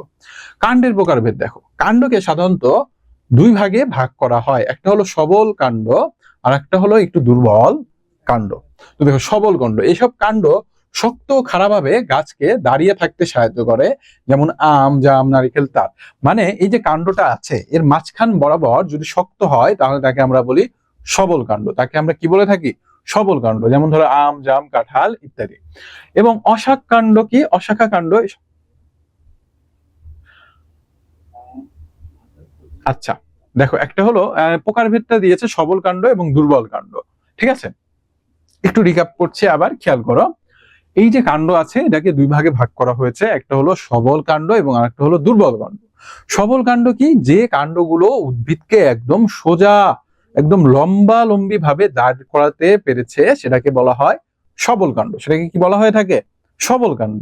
এবং যেগুলো সাধারণত লম্বালম্বি ভাবে দাঁড় করাতে পারে না তাদেরকে বলা হয়, মানে শক্তভাবে দাঁড় করাতে পারে না, সেগুলোকে বলা হয় দুর্বল কাণ্ড। যেমন ধরো পুঁই শাক, তারপরে ঢেঁড়স, এগুলা কিন্তু লম্বা ভাবে দাঁড়াতে পারে না। ঠিক আছে, তোমাদের অনেকে মেসেজ দিয়েছো, একটু দেখি।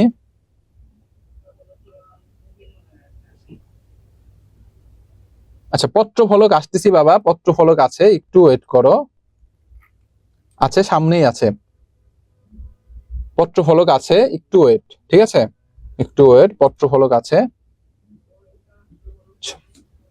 আচ্ছা, দেখো, খেয়াল করো।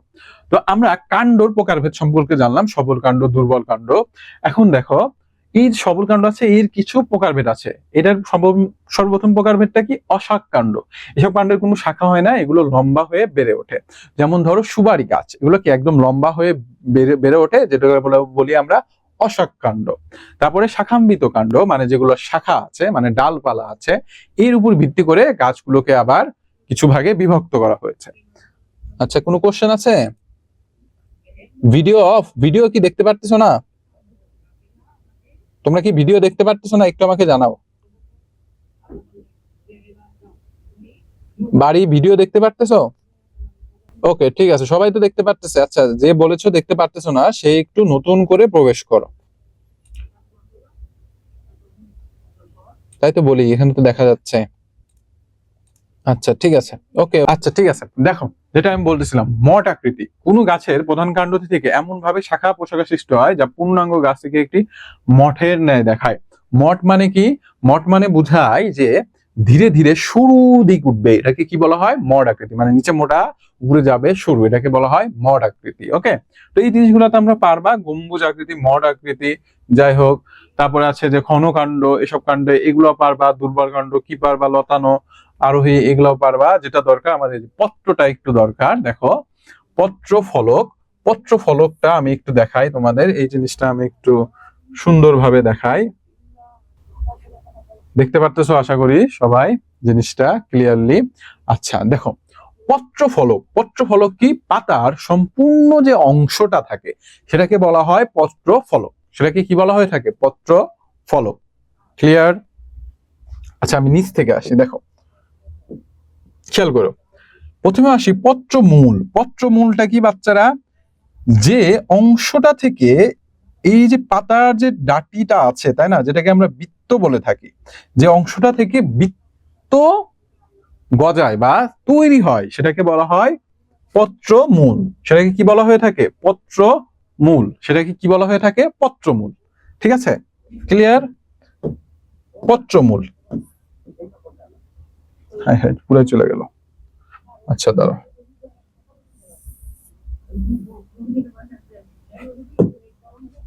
একটু খেয়াল করো সবাই। দেখো, আমরা পত্রমূল বুঝাইলাম। কাক্ষিক মুকুল কি? তোমরা অনেক সময় দেখবা যে ধরো এটা একটা পাতা এবং এটা হলো কি? ডাটি, তাই না? এটা ডাটি এবং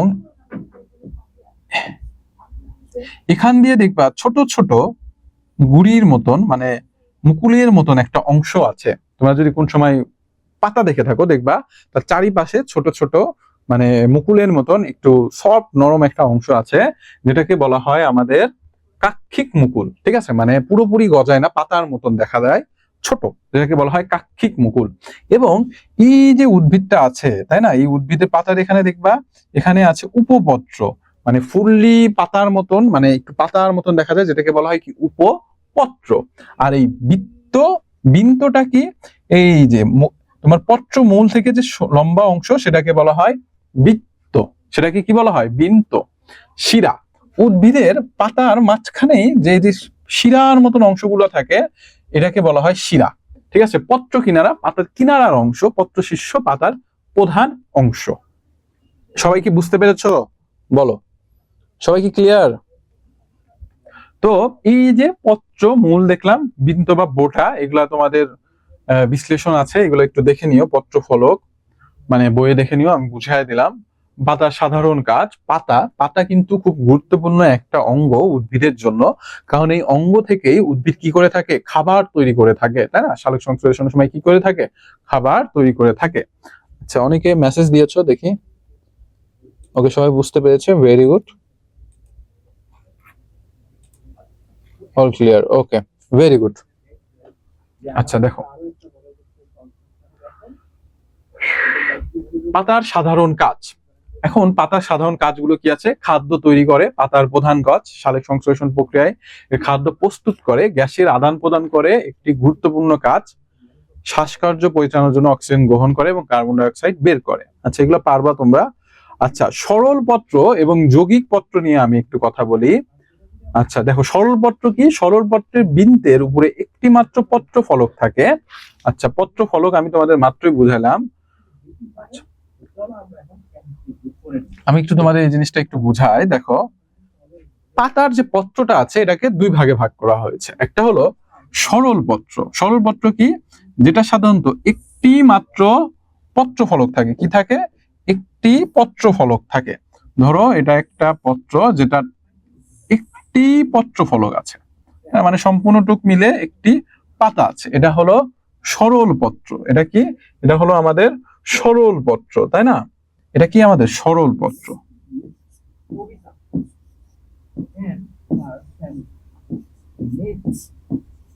সরল পত্র। আর যৌগিক পত্র কি বাচ্চারা? তোমরা অবশ্যই নিম গাছ দেখেছো, যেটা একটা পাতার সাথেই ছোট ছোট অনেকগুলো পত্র ফলক থাকে। যেমন ধরো তোমাদের নিম গাছ এরকম থাকে। এগুলা কি? এগুলা হলো তোমাদের যৌগিক পত্র। এগুলা কি বাচ্চারা? যৌগিক পত্র। যৌগিক না? হ্যাঁ, যৌগিক পত্র।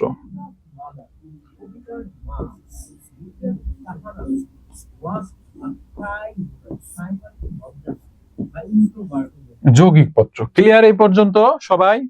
বলো, সরল পত্র এবং যৌগিক পত্র বুঝতে পেরেছো? হ্যাঁ, বোর্ড বইয়ের যে পিকচার গুলো আছে, বেশি করে তোমার এই যে মুকুল মানে এই যে পাতা আছে, সরলপত্র, যৌগিক পত্র, তারপরে মনে করো যে কাণ্ড যে আছে, এইগুলা চিত্র, মূল রোম, এইগুলা চিত্র তোমরা অবশ্যই অবশ্যই আঁকবা বাসায়। ঠিক আছে, অবশ্যই অবশ্যই দেখে দেখে বুঝে বুঝে আঁকবা। ঠিক আছে, না বুঝলে আমাকে মেসেজ দিবা, আমি বুঝিয়ে দিব, কোনো সমস্যা নেই। পরীক্ষার আগে যদি সমস্যা হয় 2টা থেকে রাত্রি 9টা পর্যন্ত আমাদের পাবা, যে কোনো সমস্যা হলে মেসেজ দিবা। ঠিক আছে, আচ্ছা। তো দেখো, আমরা সরলপত্র, যৌগিক পত্র বুঝলাম। আচ্ছা, মূলের ব্যবহার, কাণ্ডের ব্যবহার, এগুলো তোমরা পারবা। এগুলো আর আমি পড়াইলাম না, কারণ মূল দ্বারা কি করে, মূল আমরা অনেক সময় খাবার হিসাবে গ্রহণ করি। যেমন ধরো তোমাদের গাজর আছে, গাজরের মূল থেকে কি হয়, শস্য উৎপাদিত হয়। তো যাই হোক, এখন আমরা তোমাদের মূল যে কনসেপ্টটা আছে মানে এমসিকিউ নিয়ে আমি বলবো। 1 নাম্বার দেখো, কে অ্যান্সার দিবা এখন আমাকে বলো, একটা একটা করে আমি ধরবো, পার্টিসিপেন্ট বলো 1 নাম্বার কি হবে, কে বলবা, হ্যান্ড রাইজ করো, আমি একজন একজন করে বলবো। আচ্ছা, প্রথমে এসেছে আহসাফ। ওকে আহসাফ, আশরাফকে আমি আনমিউট করতেছি।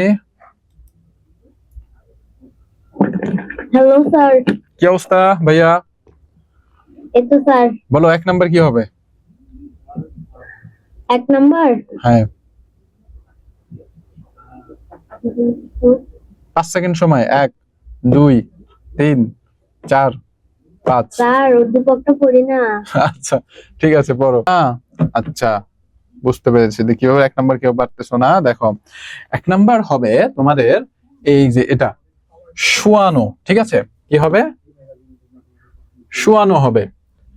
বানান টান হয়তো ভুল করতে পারে, এটা শোয়ানো না, ঠিকই আছে, শোয়ানো। ঠিক আছে। সুফিয়া বেগম তার বাড়ির আঙিনায় প্রথম বছর কুমড়ো এবং পরবর্তী বছর পুঁই শাক আবাদ করলেন। সুফিয়া বেগমের প্রথম বছর আবাদকৃত উদ্ভিদের কাণ্ডের প্রকৃতি কি রূপ? ঠিক আছে, আমি আগেই বলেছিলাম এই যে পুঁই শাক আছে এগুলো কি করে, এগুলোর কাণ্ডগুলো সাধারণত একটু শোয়ানো থাকে, মানে কি মাটির সাথে লাগানো থাকে, এগুলোকে বলা হয় তোমার এগুলা শোয়ানো প্রকৃতি। ঠিক আছে। কোন ধরনের উদ্ভিদের মূল ও কাণ্ডে পাতা থাকে? বলো, কোন ধরনের উদ্ভিদের মূল ও কাণ্ডে পাতা থাকে? কে বলবা? এটা কে বলবা বলো? আচ্ছা এটা কে বলবা বলো, হ্যান্ড রাইজ করো। আচ্ছা ফাতেমাকে বলতে সুযোগ দেই। ফাতেমা, আচ্ছা সিরিয়ালে আসবা সবাই, টেনশন করো না। ফাতেমা, স্যার। ওয়ালাইকুম আসসালাম। বলো আপু 2 নাম্বার কি হবে? স্যার 2 নাম্বার ক হবে। ক, ঠিক আছে, একদম সঠিক বলেছো। আচ্ছা থ্যাংক ইউ। নেক্সট ফাতেহা নূর, আসবা, সবাইকেই ধরবো আমি। ঠিক আছে, সিরিয়ালে আসতেছি। ফাতেহা নূর, আচ্ছা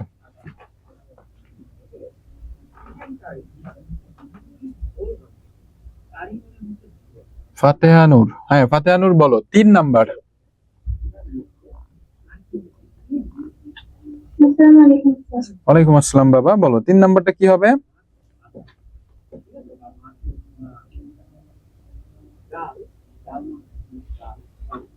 ঘ নাম্বার। কোনটা হবে? কাক্ষিক মুকুল? অগ্রমুকুল। অগ্রমুকুল, আচ্ছা ভুল হয়েছে তোমার। নেক্সট কে বলবা? মাশরাফি, মাশরাফি কই গেল? মাশরাফি চলে গেছে বয়ে।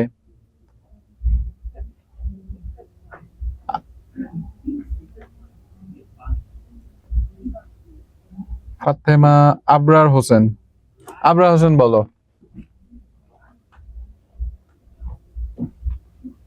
আবরার বলো। আসসালামু আলাইকুম স্যার। ওয়ালাইকুম আসসালাম। আবরার বলো 2 নাম্বার কি হবে? 3 নাম্বার কি হবে? কাণ্ডে পূর্ব পূর্ব মধ্য ছাড়া ছিন্নমুকুল। কি থাকে? ছিন্নমুকুল। শিষ্যমুকুল, জি। হ্যাঁ ঠিক আছে, রাইট। ওকে মিউট হও। আচ্ছা দেখো 2টা এক দিয়েছে, পরেরটাতে যাই আমি। দেখো এটা এটা এখানে কি বলেছে? কাণ্ডে পর্ব। আচ্ছা মিউট করো একটু নিজেকে, স্যার মিউট করো তোমাকে। আচ্ছা আমি মিউট করে দিলাম। দেখো এখানে কি বলেছে বাচ্চারা, একটু খেয়াল করো। সেটা হলো যে এই যে কাণ্ড আছে, কাণ্ডে পর্ব ও পর্ব মধ্য ছাড়া আর কি থাকে? কাণ্ড, কাণ্ড মানে কি? মাঝখানে যেটা, তাই না? তো এখানে কি থাকে? এখানে আমাদের পর্ব, পর্ব পর্ব মধ্য ছাড়া আর কি থাকে? আমাদের হবে হলো তোমাদের কি হবে? তোমাদের কই গেল? শিষ্য মুকুল। কি হবে? শিষ্য মুকুল, তাই না? কি হবে? শিষ্য মুকুল।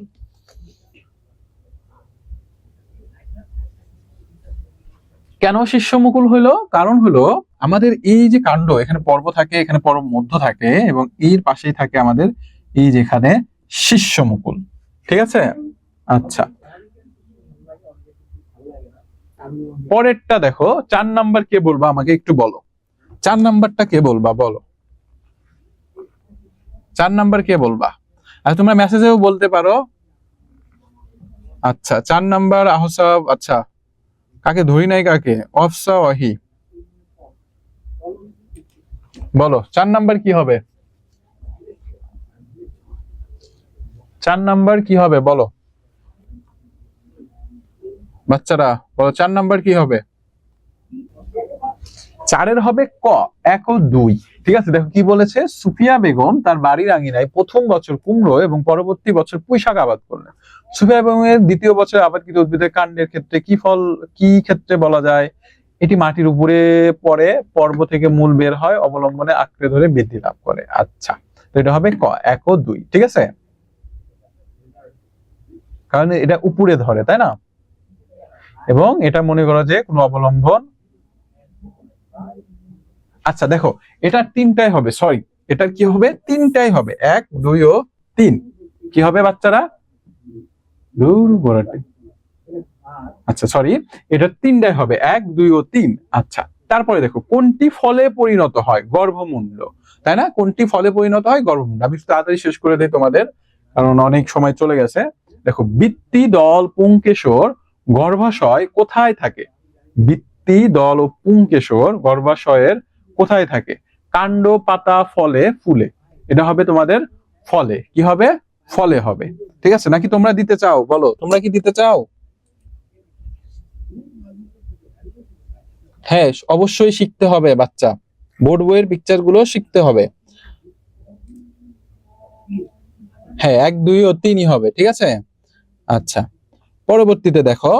আচ্ছা, আমি এখন তোমাদের একটু সিকিউ বলে দেই, কারণ সময় নেই বাচ্চারা, আর মাত্র অল্প কিছুক্ষণ সময় আছে। আমি তোমাদের একটু সিকিউটা দেখিয়ে দেই, যে সিকিউ গুলা দেখে নাও। এগুলা আর আমি এখন সময় না থাকার জন্য শেষ করতে পারলাম না, কারণ আরো একটা চ্যাপ্টার তোমাদের আবির স্যার আছে, আবির স্যার পড়াবে। সিকিউটা দেখো। আচ্ছা,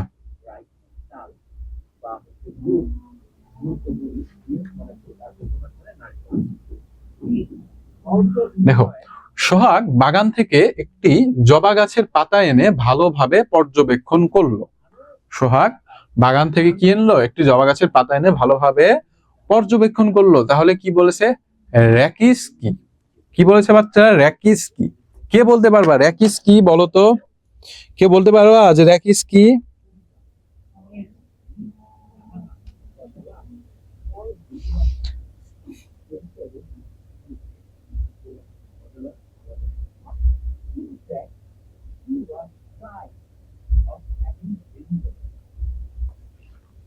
র্যাকিস মানে কি জানো? র্যাকিস মানে হলো অক্ষ। র্যাকিস মানে কি বাচ্চারা? র্যাকিস মানে হলো অক্ষ। তো সরি সরি সরি সরি, দেখো র্যাকিস মানে কি বাচ্চারা? র্যাকিস মানে হলো অক্ষ। ঠিক আছে, অক্ষ। এটা কি? পাতার অক্ষ। ঠিক আছে, এদের পাতার মাঝ বরাবর যে থাকে না, এটাকে বলা হয় অক্ষ। এটা কি বলা হয় থাকে? অক্ষ। ঠিক আছে, তারপর দেখো, মূলদ ও মূলরোম অঞ্চলে দুটি পার্থক্য লেখো। মূলদ ও মূলরোম, পারবা না এটা? মূলদ কোনটা? যে অংশটাতে কি হয়? বর্ধিত হয়, সেটা হলো মূলদ অঞ্চল। এবং মূলরোম কি? যে অঞ্চলগুলোতে শাখা, মূল শাখাগুলো বের হয়, সেটা হলো মূলরোম। তাহলে এই দুটার কি পার্থক্য লিখবা। ওকে, আচ্ছা।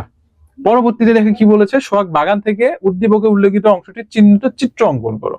সোহাগ বাগান থেকে একটি জবা গাছের পাতা এনে ভালোভাবে পর্যবেক্ষণ করলো। আচ্ছা, বাগান থেকে একটি জবা গাছের পাতা, তার মানে কি তোমাদের পাতা আঁকতে হবে। কি আঁকতে হবে? পাতা। ঠিক আছে, কি আঁকতে হবে বাচ্চারা? পাতা আঁকতে হবে। পাতা এঁকে তার বিভিন্ন অঙ্গগুলো চিত্র এঁকে দেখাইতে হবে, যেটা আমি তোমাদের দেখাইলাম মাত্র, তাই না? আচ্ছা, পরবর্তীতে দেখো, সোহাগ বাগান থেকে একটি জবা গাছের পাতা এনে ভালোভাবে তা পর্যবেক্ষণ করলো। বাগান থেকে আসা অংশ মূলের কাজগুলোর গুরুত্ব বিশ্লেষণ করো। আচ্ছা, তো দেখো এখানে কি বলেছে, একটু খেয়াল করো, ভালোভাবে খেয়াল করো। এখানে বলেছে, আমার যদি সময় বাঁচে তোমাদের এমসিকিউ গুলো আমি নিব। ঠিক আছে, দেখো যেটা বলেছে, বাগান থেকে আনা অংশ ও মূলের কাজগুলোর গুরুত্ব বিশ্লেষণ করো। বাগান থেকে কি আনবো? অংশ মূলের কাজ। কি অংশ? মূলের কাজগুলো। তাহলে বাগান থেকে এনেছিল কি? পাতা। তার মানে পাতা এবং মূলের কাজ তোমাকে লিখতে হবে। মূলের কাজ কি করতে হবে? লিখতে হবে। তাহলে পাতাটা কি বাচ্চারা? পাতা দ্বারা কি করে? উদ্ভিদ খাদ্য তৈরি করে, সালোক সংশ্লেষণে কি তৈরি করে? খাদ্য তৈরি করে। এছাড়াও গ্যাস কি করে? আদান প্রদান করে। গ্যাস কি করে বাচ্চারা? গ্যাস আদান প্রদান করে থাকে, তাই না? গ্যাস আদান প্রদান করে থাকে। এবং আর মূলের কাজ কি? মূলের মাধ্যমে উদ্ভিদ পানি গ্রহণ করে। কি গ্রহণ করে? পানি গ্রহণ করে, ঠিক আছে? পানি গ্রহণ করে এবং খনিজ লবণও গ্রহণ করে এই মূলের সাহায্যে, ঠিক আছে? খনিজ লবণ গ্রহণ করে। তো দেখো, তোমাদের মূল কনসেপ্টটা যদি ক্লিয়ার থাকে তোমরা কিন্তু এগুলা পারবা। মূল রোম কি পারবা? পাতার প্রধান দুটি কাজ লেখো, এটাও পারবা, একই জিনিস।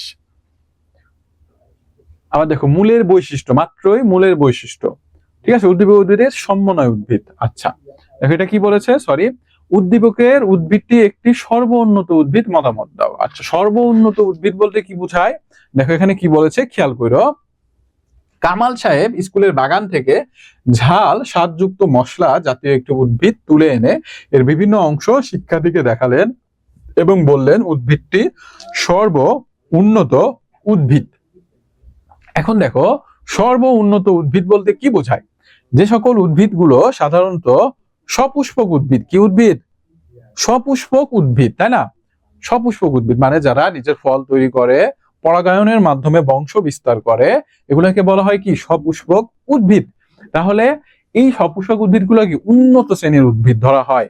আর নিম্ন শ্রেণীর উদ্ভিদ যেগুলা কি? যেগুলোর সাধারণত ফুল হয় না, ফল হয় না, তাদেরকে কি বলা হয়? অপুষ্পক উদ্ভিদ। এগুলো সাধারণত বংশ বিস্তার করে থাকে কিভাবে? এগুলো সাধারণত বংশ বিস্তার করে থাকে তোমার স্পোরের মাধ্যমে, যেটা একটা কোষ, যেটা সে পানিতে বা মনে করে বায়ুতে ফেলে দেয় এবং এইভাবে সে কি করে থাকে? বংশ বিস্তার করে থাকে। এভাবে কি করে থাকে? বংশ বিস্তার করে থাকে। তো এই পর্যন্ত তোমাদের কি সমস্যা আছে আমাকে একটু জানাও, বা আর কিছু কি বুঝার আছে নাকি আমাকে একটু জানাও। আচ্ছা, তোমরা কিন্তু, আমি একটা জিনিস খেয়াল করলাম, এই অধ্যায়ে কিন্তু তোমাদের এমসিকিউ গুলো যে আছে, এই রিলেটেড জিনিসগুলো কিন্তু তোমরা অনেকেই পারলা না, তাই না? তো এই জন্য মূল বইটা ভালোভাবে পড়বা এবং এমসিকিউ গুলা একটু বেশি বেশি প্র্যাকটিস করবা, বুঝছো? আমি দেখলাম তোমরা অনেকেই পারো না এমসিকিউ গুলা, সিকিউ গুলা খুব ভালো পারো, বাট এমসিকিউ কিন্তু আমি জানি যে অনেকে খুব ভালো পরীক্ষা দাও, ভেরি গুড, বা অনেকে আছে ফাঁকিবাজ যারা গুগল থেকে কপি করে এমসিকিউ পরীক্ষাগুলা দাও। কিন্তু তোমাদের স্কুলের পরীক্ষায় কিন্তু গুগল মামা থাকবে না। এইচএসসি মানে সরি এইচএসসি না, মানে তোমাদের স্কুলের পরীক্ষায় গুগল থাকবে? গুগল কিন্তু থাকবে না।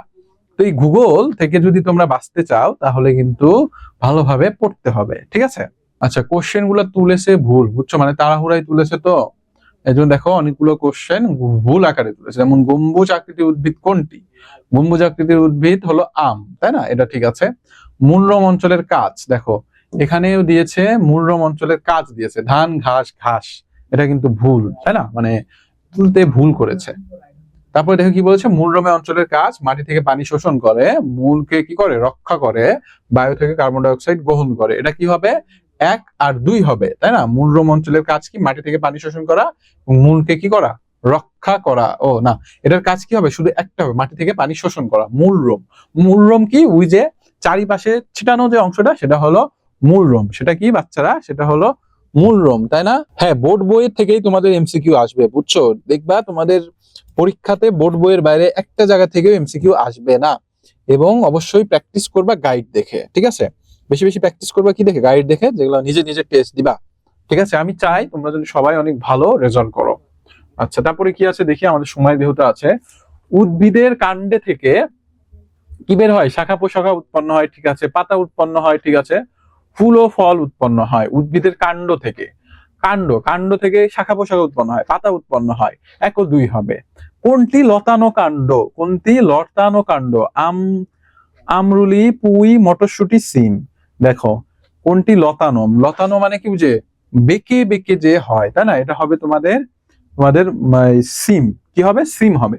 তৃণকাণ্ড কোনটি? তৃণকাণ্ড কোনটি? তৃণ। আচ্ছা, এটা কে পারবা বলো? 17 নাম্বার, তৃণকাণ্ড কোনটি? দেখি তার গাইডেরটা কপি করে, বাট দেখবা বই পড়লে মানে গাইডেরটা আসুক, গাইডে তো বইয়ের ভেতর থেকেই থাকে, তাই না? তো যাই হোক, আজকে তোমাদের ক্লাস নিলাম 2 ঘন্টা। ইনশাআল্লাহ সামনের দিন বাদ বাকি যে অধ্যায়গুলো আছে সেগুলো নিব। আর তোমাদের এই অধ্যায়ে তো কোনো সমস্যা নেই, এবং আগের অধ্যায়ে যে নিলাম ওটাতেও আশা করি কোনো সমস্যা নেই। তাহলে আজকে আমি এই পর্যন্তই শেষ করতেছি তোমাদের পড়াটা। ঠিক আছে, তো তোমাদের নেক্সট ক্লাস আবির স্যার নিবে ইনশাল্লাহ, আধা ঘন্টা সময় আছে আর। তো স্যার তোমাদের সালোক সংশ্লেষণ নিবে। তো এই পর্যন্তই থাকলো।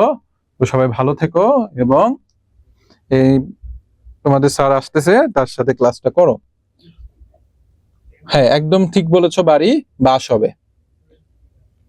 ওকে, তাহলে আসসালামু আলাইকুম বাচ্চারা, তোমাদের আরেকটা স্যার আসতেছে, তার ক্লাসটা করে নাও। ওকে, তো আল্লাহ হাফেজ, সবাই ভালো থেকো এবং সুস্থ থাকো। ফি আমানিল্লাহ। আসসালামু আলাইকুম ডিয়ার স্টুডেন্টস, কেমন আছো সবাই? আমি মোহাম্মদ রাইহান মাহমুদ আবির। প্রতিদিনের মতো আজকেও চলে আসলাম তোমাদের ষষ্ঠ শ্রেণীর বিজ্ঞান ক্লাসে। আজকে হচ্ছে যেহেতু সময় খুবই কম, এই জন্য আমি শেষের দিকের একটা চ্যাপ্টার, মানে শেষের দিকের বলতে হচ্ছে ছোট একটি চ্যাপ্টার, সেটা হচ্ছে সালোক সংশ্লেষণ বা ফটোসিনথেসিস, তোমাদের বিজ্ঞান বইয়ের পঞ্চম অধ্যায় যেটি। এই সালোক সংশ্লেষণ বা পঞ্চম অধ্যায়টি আমি আজকে শেষ করাবো, যেহেতু চ্যাপ্টারটি খুবই ছোট একটি চ্যাপ্টার, খুবই ছোট একটি অধ্যায়। সো এই অধ্যায়টির মাধ্যমে আজকের ক্লাসটি তোমাদের শেষ হবে। সো আমি 8:30টার মধ্যেই মোটামুটি শেষ করে দিব। সো সরি, বাকি একটি অধ্যায় থাকবে তোমাদের, তৃতীয় অধ্যায়, সেটি হচ্ছে উদ্ভিদ ও প্রাণীর কোষীয় সংগঠন। এই অধ্যায়টি আজকেই হওয়ার কথা ছিল, but due to lack of time, সময়ের অভাবে আজকে ওই চ্যাপ্টারটি পড়ানো হবে না। ওই অধ্যায়টি মানে তৃতীয় অধ্যায়টি হচ্ছে তোমাদের রাজ স্যার হচ্ছে পরবর্তীতে তোমাদের কোনো একটা সময় ওই অধ্যায়টি তোমাদের নিয়ে নিবে। তো আজকে আমি শুধুমাত্র একটি অধ্যায় পড়াবো, খুবই ছোট একটি অধ্যায়, ফটোসিনথেসিস বা সালোক সংশ্লেষণ। তো আমি আজকে আর বেশি কথাবার্তা বলবো না। সবাই আমার কথা ঠিকঠাক শুনতে পাচ্ছ কিনা বা আমাকে দেখতে পাচ্ছ কিনা একটু জানাও, তাহলে আমি ক্লাসটি শুরু করে দিচ্ছি, যেহেতু আমাদের হাতে সময় খুবই কম। আমি পড়ানোর আগে আমি হচ্ছে আগে তোমাদের বেসিক পার্টটা পড়াবো। বেসিক পার্টটা আমি বই থেকে পড়াবো, ঠিক আছে? তোমাদের মূল বই থেকে, তোমাদের যে বিজ্ঞান যে মূল বইটি আছে, তো সেই মূল বইটি থেকে আমি তোমাদের আগে হচ্ছে বেসিক পার্টটি পড়াবো। তারপরে হচ্ছে আমি কি করব বলতো, তারপরে হচ্ছে আমি কোশ্চেন এবং মানে সিকিউ এবং এমসিকিউ পার্টে চলে যাব। প্রতিদিনের মতো আজকেও হচ্ছে লাইভ এমসিকিউ থাকবে। তো সেই এমসিকিউ এবং সিকিউ এর মাধ্যমে আজকে ক্লাসটি আমরা শেষ করব। তো আজকে আমরা এই কোশ্চেনের পার্টে ঢোকার আগে আজকে আমরা মূল বই থেকে আগে বেসিক পার্টটা একটু দেখে আসি। তো এই হচ্ছে তোমাদের পঞ্চম অধ্যায় সালোক সংশ্লেষণ। আমি মূল বইটি এখানে রেখেছি। একটু আচ্ছা, আমি একটু জুম করে নিচ্ছি। একটু হয়তো ঝাপসা তোমরা দেখবে, যার কারণে তোমাদের কাছে আমার একটা রিকোয়েস্ট থাকবে, তোমাদের মূল বইটা একটু কষ্ট করে বের করে নাও। তোমাদের যে বিজ্ঞান বইটি আছে, সেই বিজ্ঞান মূল বইটি একটু সবাই কষ্ট করে সামনে বের করো এবং এই পঞ্চম অধ্যায়টি সবাই বের করো, ঠিক আছে? পঞ্চম অধ্যায় সালোক সংশ্লেষণের অধ্যায়টি সবাই একটু বের করো। সো ঝাপসা আসতেছে মনে হয় না বোর্ডটা একটু। আচ্ছা, তাহলে তোমরা একটু কষ্ট করে বইটা একটু বের করো, বইটা বের করে তারপরে এটা ওপেন করো, যেহেতু এখানে হয়তো একটু ঝাপসা আসতেছে। তারপরে আমি উচ্চারণ করে বলে দিচ্ছি, তোমরা জাস্ট ওই লাইনগুলোই দাগাবা বা ওই টপিকগুলোই ভালো করে পড়বা, ঠিক আছে? ওকে, তো আমি শুরু করছি। দেখো, সালোক সংশ্লেষণ চ্যাপ্টারের নাম কি? সালোক সংশ্লেষণ বা ফটোসিনথেসিস। তো সালোক সংশ্লেষণ বা ফটোসিনথেসিস এই কথাটিকে আমি যদি একটু ভাগ করি, দেখো ভাঙি। সালোক, এই সালোক মানে কি বলতো? সালোক মানে হচ্ছে আলোর উপস্থিতিতে বা আলো থাকবে, আলো থাকবে, ঠিক আছে? আলোর উপস্থিতি বা আলো থাকবে। আর সংশ্লেষণ মানে হচ্ছে একটি প্রক্রিয়া। কেমন প্রক্রিয়া? খাবার তৈরির প্রক্রিয়া বা খাদ্য তৈরির প্রক্রিয়া, খাদ্য তৈরির প্রক্রিয়া। তাহলে সালোক সংশ্লেষণ মানে হচ্ছে আলোর উপস্থিতিতে খাদ্য তৈরির প্রক্রিয়া। আলো মানে কি? কোন আলোকে বোঝাচ্ছে? সূর্যের আলো। কোন আলোকে বোঝাচ্ছে বলতো? সূর্যের আলো। তাহলে সালোক সংশ্লেষণ মানে হচ্ছে যে প্রক্রিয়াতে সালোক সংশ্লেষণ হচ্ছে একটি প্রক্রিয়া, যে প্রক্রিয়াতে সবুজ উদ্ভিদ সূর্যের আলোর উপস্থিতিতে খাদ্য তৈরি করে। সূর্যের আলোর উপস্থিতিতে খাদ্য তৈরি করে যেই প্রক্রিয়াতে, কারা? উদ্ভিদরা। সেই প্রক্রিয়াকে আমরা সালোক সংশ্লেষণ প্রক্রিয়া বলি। তাহলে এক কথায় সালোক সংশ্লেষণটা হচ্ছে উদ্ভিদের খাদ্য তৈরির প্রক্রিয়া। আমরা যেমন মুখ থেকে খাদ্য খাই, উদ্ভিদের কি মুখ আছে? তারা কি চিবাই চিবাই খাইতে পারে? পারে না। তারা নিজের খাদ্য নিজেই তৈরি করতে পারে, যেটা আমরা প্রাণী, মানুষ, গরু, ছাগল বা অন্যান্য যারা প্রাণী, আমরা নিজের খাদ্য নিজে তৈরি করতে পারি না, যেটা উদ্ভিদরা পারে। তো উদ্ভিদরা কোন প্রক্রিয়া নিজের খাদ্য নিজে তৈরি করে? এই সালোক সংশ্লেষণ প্রক্রিয়াতে। বুঝতে পেরেছো? তো এই গেল আমাদের সালোক সংশ্লেষণ প্রক্রিয়ার মূল কথা। এরপরে দেখো উদ্ভিদ কিভাবে খাদ্য প্রস্তুত করে, এখানে এটার বিস্তারিত লেখা আছে। সো এখান থেকে আমি আর ডিটেলসে না গেলাম, যেহেতু এই অধ্যায়গুলো তোমাদের অলরেডি পড়ানো হয়েছে। এই অধ্যায়গুলোর একাধিক ক্লাস তোমরা ওয়েবসাইটে পেয়ে যাবা প্রত্যেকটা অধ্যায়েরই, সেখান থেকে তোমরা খুব ডিটেলসে জেনে নিবা। আমি জাস্ট মূল কথাগুলো একটু বলে যাই। তাহলে দেখো উদ্ভিদ কিভাবে খাদ্য প্রস্তুত করে। উদ্ভিদ হচ্ছে, দেখো আমরা মানুষরা কাজ করার জন্য আমাদের কি লাগে? শক্তি লাগে না? মোটর গাড়ি সেটাও কি করে? মোটর যানের মাধ্যমে শক্তি উৎপাদন করে, মোটর বাইক চলে বা মোটর গাড়ি চলে। তো এরকম মানুষের শরীরও বা উদ্ভিদের শরীরও বা জীবের শরীরও চলতে গেলে শক্তির প্রয়োজন হয়। বুঝতে পেরেছো? তাহলে সেই শক্তিটা উদ্ভিদের ক্ষেত্রে আসে কোত্থেকে? উদ্ভিদের শরীরে আসে হচ্ছে তোমার খাবারের মাধ্যমে, তাই না? এই যে খাবারের মধ্যে শক্তি, এই শক্তিটা কিভাবে? যে দেখো সমস্ত শক্তির উৎস হলো সূর্য। আমরা জানি পৃথিবীর সমস্ত শক্তির উৎস কি?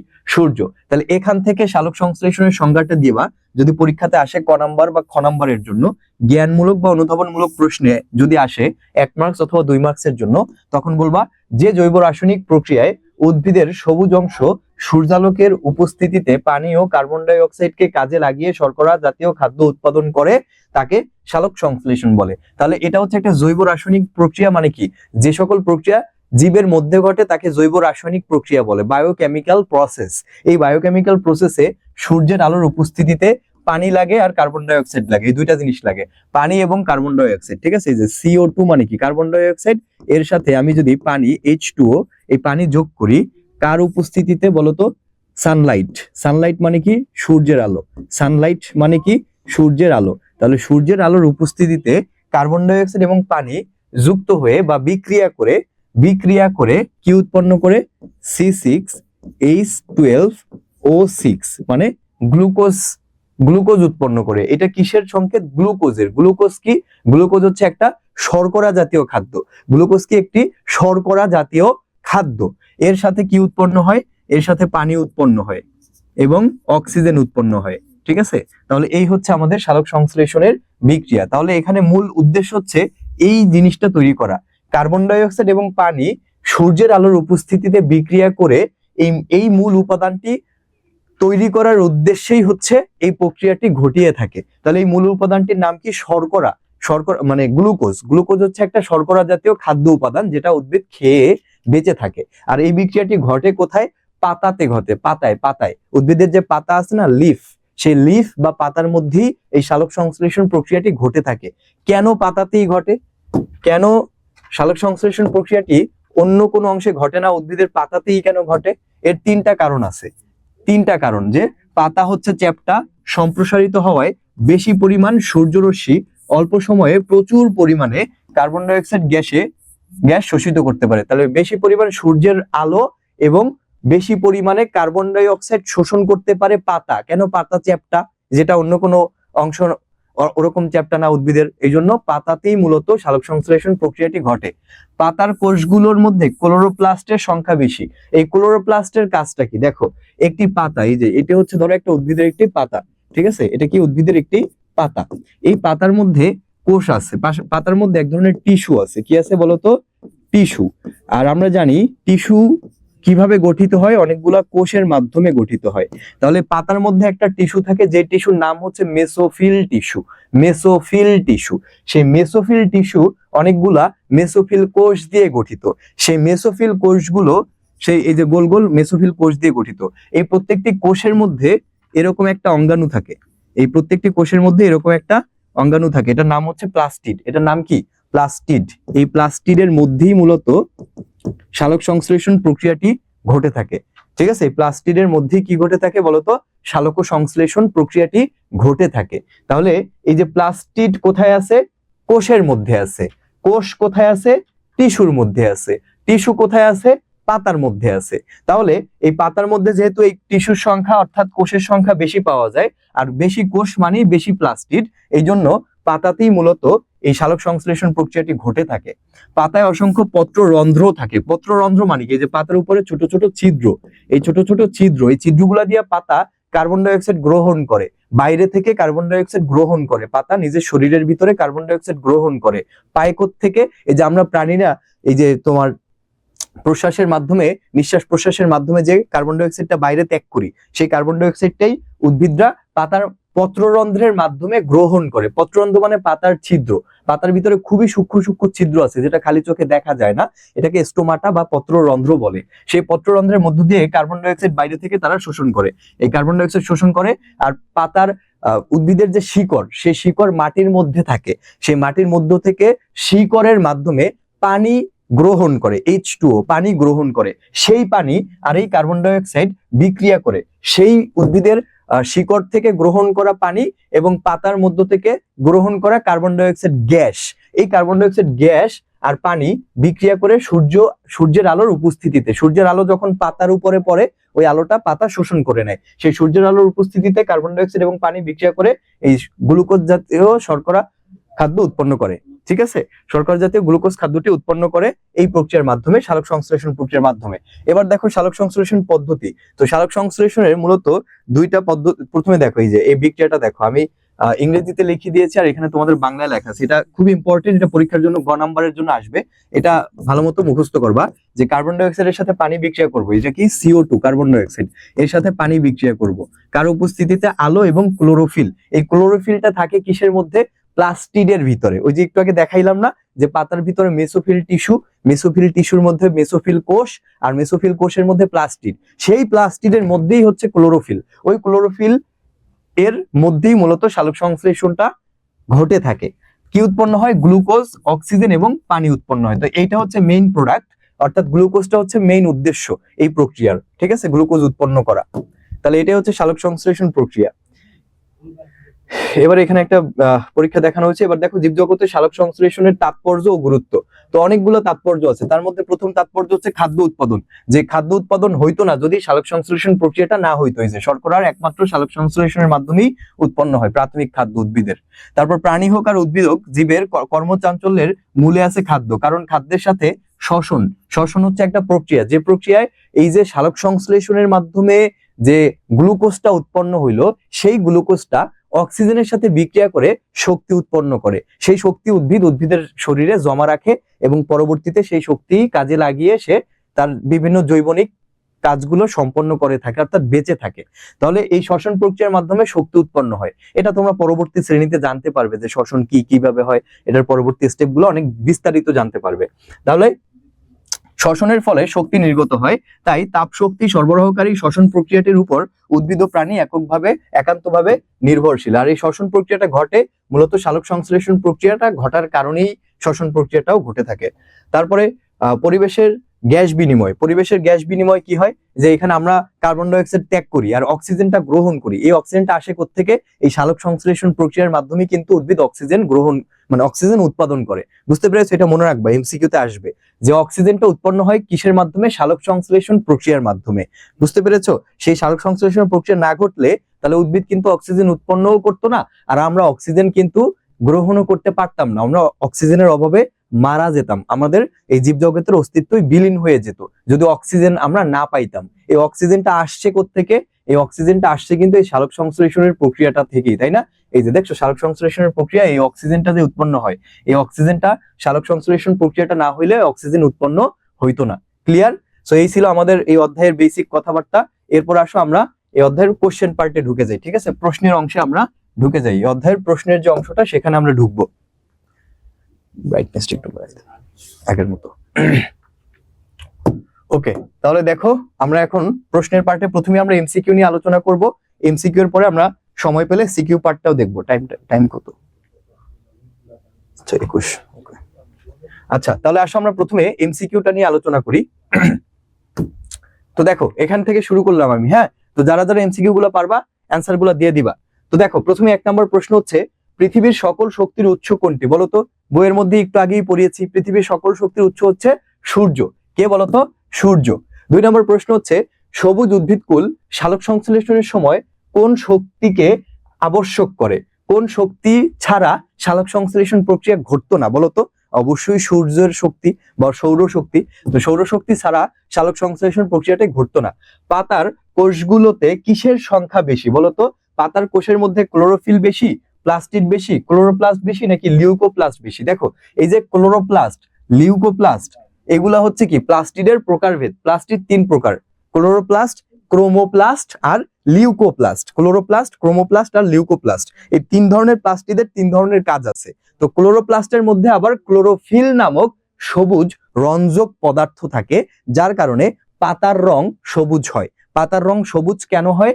ক্লোরোফিল নামক একটা রঞ্জক পদার্থ ক্লোরোপ্লাস্টের মধ্যে থাকে, আর সেই ক্লোরোপ্লাস্ট থাকে প্লাস্টিডের মধ্যে, আর সেই প্লাস্টিড থাকে পাতার মধ্যে। বুঝতে পেরেছো? সেই জন্য পাতার রংটা সবুজ হয়। তো পাতার কোষগুলোতে কিসের সংখ্যা বেশি বলতো? এই ক্লোরোপ্লাস্টের সংখ্যা বেশি। তারপরে দেখো, কাজ করার জন্য কি প্রয়োজন? পানি প্রয়োজন, বায়ু প্রয়োজন, শক্তি প্রয়োজন নাকি মাটি প্রয়োজন? কাজ করার জন্য একটা জিনিসই প্রয়োজন, সেটা হচ্ছে শক্তি প্রয়োজন।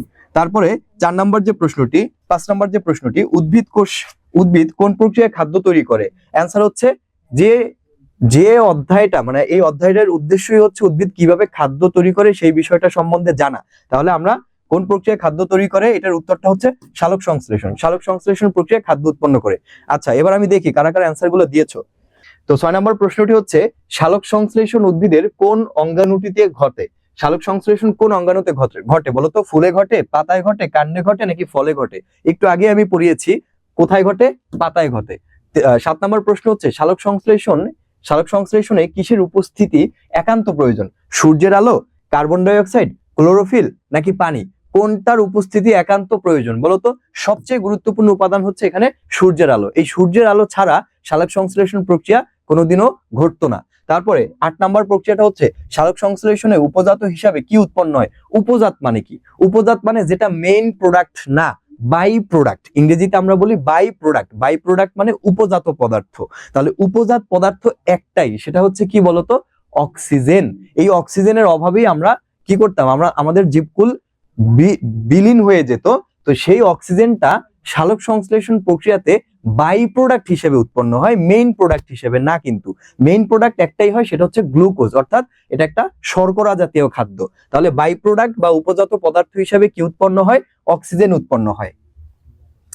9 নম্বর প্রশ্নটি হচ্ছে, প্লাস্টিডের ভেতরে কি থাকে? প্লাস্টিডের ভিতরে কি থাকে বলো? প্লাস্টিডের ভিতরে 3 ধরনের প্লাস্টিড হয়, আমরা জানি, ক্লোরোপ্লাস্ট, ক্রোমোপ্লাস্ট এবং লিউকোপ্লাস্ট। তো সেই ক্লোরোপ্লাস্ট যেটা, সেই ক্লোরোপ্লাস্টের মধ্যে ক্লোরোফিল নামক একটি রঞ্জক পদার্থ থাকে, বা গ্রিন পিগমেন্ট, সবুজ রঙের একটি রঞ্জক পদার্থ থাকে, যেই রঞ্জক পদার্থের জন্য পাতার রং সবুজ হয়। তাহলে প্লাস্টিডের ভিতরে কি থাকবে?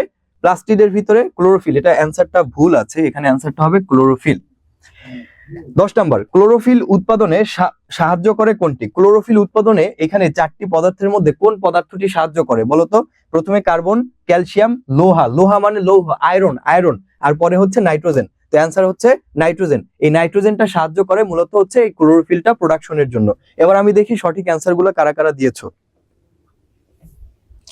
আচ্ছা, সৈয়দা তাহেরা বাড়ি দিয়েছো 10-এর ক। আচ্ছা, হানাবি হিনাতা দিয়েছো, জাফরিন দিয়েছো, নওরিন, আফনান, তারপরে ওয়াসিফা, ওহি। ওকে, থ্যাংক ইউ সবাইকে। এর পরের স্লাইডে আমরা চলে যাই। দেখো, পরের স্লাইডে 11 নম্বর প্রশ্ন হচ্ছে, নিমজ্জিত জলজ উদ্ভিদ কোনটি দ্বারা পানি সংগ্রহ করে? দেখো, নিমজ্জিত জলজ উদ্ভিদ মানে কি? যে উদ্ভিদ পানির মধ্যে থাকে, পানির নিচে থাকে। তাহলে পানির নিচে যদি থাকে, তাহলে সেই উদ্ভিদ কিভাবে আসলে পানি সংগ্রহ করে? সেই উদ্ভিদ একটা জিনিসের মাধ্যমেই পানি সংগ্রহ করে, সেটা হচ্ছে তার দেহটা দিয়ে। কেন? কারণ তার পুরো দেহটাই তো পানির মধ্যে আছে, তার মানে সে পানি সংগ্রহ করবে দেহ দিয়ে। পরের প্রশ্নটা হচ্ছে, সালোক সংশ্লেষণ প্রক্রিয়ায় অপরিহার্য উপাদান কোনটি? অপরিহার্য উপাদান হচ্ছে আলো। যে প্রশ্নটি একটু আগে অন্যভাবে ছিল, অ্যান্সারটা ছিল সূর্যালোক। সূর্যালোক মানে কি? সূর্যের আলো। তারপরে হচ্ছে, সালোক সংশ্লেষণ প্রক্রিয়াটি কয়টি পৃথক পর্যায়ে সম্পন্ন হয়? 2টি। একটি হচ্ছে আলোক নির্ভর পর্যায়, আর একটি হচ্ছে আলোক নিরপেক্ষ পর্যায়, অর্থাৎ লাইট ডিপেন্ডেন্ট ফেজ, আর একটা হচ্ছে লাইট ইন্ডিপেন্ডেন্ট ফেজ। তাহলে 2টি পর্যায়ে সম্পন্ন হয়। কিসের মাধ্যমে সূর্যালোক ও জীবের মধ্যে সেতু বন্ধন সৃষ্টি হয়? সূর্যের আলো এবং জীব, এই দুইটার মধ্যে সেতু বন্ধন সৃষ্টি হয় একটা জিনিসের মাধ্যমে, সেটা হচ্ছে সালোক সংশ্লেষণ প্রক্রিয়া। কারণ এই প্রক্রিয়াতে আমাদের সূর্যের আলো প্রয়োজন হয়, এবং সেই সূর্যের আলোর মাধ্যমে আমরা উদ্ভিদ খাদ্য তৈরি করে, যে খাদ্যটা আমরা প্রাণীরা পেয়ে থাকি।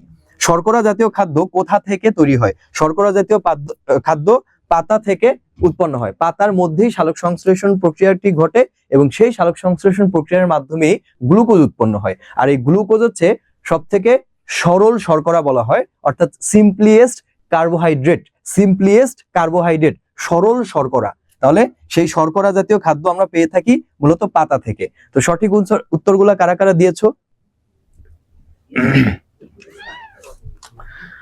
ওয়াসিফা ওহি, সৈয়দা তাহেরা বারি, মাশরাফি, হ্যাঁ, নাবিহা ইসরাত, আচ্ছা, জাফরিন, তারপরে নওরিন। ওকে, থ্যাংক ইউ। তো তোমার ক্লাস? আচ্ছা, তো তারপরে দেখো 16 নম্বর প্রশ্ন, তাপশক্তি সরবরাহকারী প্রক্রিয়া কোনটি?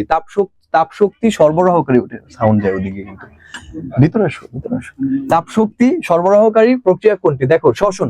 শ্বসন হচ্ছে এমন একটি প্রক্রিয়া যে প্রক্রিয়ায় সালোক সংশ্লেষণে উৎপন্ন যে গ্লুকোজ জাতীয় শর্করা খাদ্যটি, সেই খাদ্যটি অক্সিজেনের সাথে বিক্রিয়া করে শক্তি উৎপন্ন হয় বা এটিপি উৎপন্ন হয়। তাহলে সেই প্রক্রিয়াটির নামই হচ্ছে শ্বসন বা রেসপিরেশন।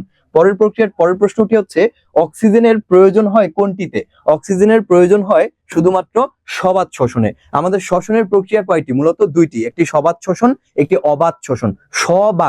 সবাত মানে বাতাস সহ বা বাতাস লাগে, বাতাস মানেই অক্সিজেন, বাতাস মানেই অক্সিজেন। তাহলে সবাত শ্বসন মানে এমন শ্বসন যেই শ্বসন প্রক্রিয়ায় অক্সিজেন লাগে। তাহলে এই অক্সিজেনের প্রয়োজন হয় সবাত শ্বসনে। 18 নম্বর প্রশ্নটি হচ্ছে, কোন প্রক্রিয়াটি বন্ধ হলে মানব সভ্যতা নিঃসন্দেহে ধ্বংস হবে? বলতো কোন প্রক্রিয়াটি? এমন একটা প্রক্রিয়া হবে যে প্রক্রিয়াটিতে অক্সিজেন উৎপন্ন হয়, কারণ অক্সিজেন না পাইলে আমাদের জীবকুল ধ্বংস হয়ে যেত। সো অক্সিজেন উৎপন্ন হয় সালোক সংশ্লেষণ প্রক্রিয়ার মাধ্যমে। এরপর দেখো 19 নম্বর, কোন প্রক্রিয়ায় বায়ুমণ্ডলের বায়ু পরিশোধিত হয়? বায়ুমণ্ডলের বায়ু পরিশোধিত হয় মানে কি? বায়ুমণ্ডলে কার্বন ডাই অক্সাইড আছে, সেই কার্বন ডাই অক্সাইডটাকে ব্যবহার করে এখান থেকে অক্সিজেন উৎপন্ন করা হবে যে প্রক্রিয়াটিতে, সেই প্রক্রিয়াটি কি হবে বলতো? যে বায়ুমণ্ডলের বায়ু পরিশোধিত প্রক্রিয়া। তাহলে সেটা একমাত্র প্রক্রিয়া হচ্ছে সালোক সংশ্লেষণ। কেন? কারণ সালোক সংশ্লেষণেই আমার কার্বন ডাই অক্সাইড লাগে এবং পানি লাগে। এই দুইজনের বিক্রিয়াতে কি উৎপন্ন হয়? গ্লুকোজ উৎপন্ন হয়, শর্করা জাতীয় খাদ্য। 20 নম্বর সর্বশেষ প্রশ্নটি হচ্ছে, কোনটির মাধ্যমে সূর্যালোক ও জীবনের মধ্যে সেতু বন্ধন তৈরি হয়? অ্যান্সার হচ্ছে কি? সালোক সংশ্লেষণ। তো এই কয়টা এমসিকিউ আজকের ক্লাসে ছিল। সো এরপরে সৃজনশীল পড়ানোর ইচ্ছা ছিল, but due to lack of time so সৃজনশীল পড়ানোর আর সুযোগ হলো না। পরবর্তী কোন একটি ক্লাসে তোমাদের রাজ স্যার, শ্রদ্ধেয় রাজ স্যার এখানে উপস্থিত আছেন।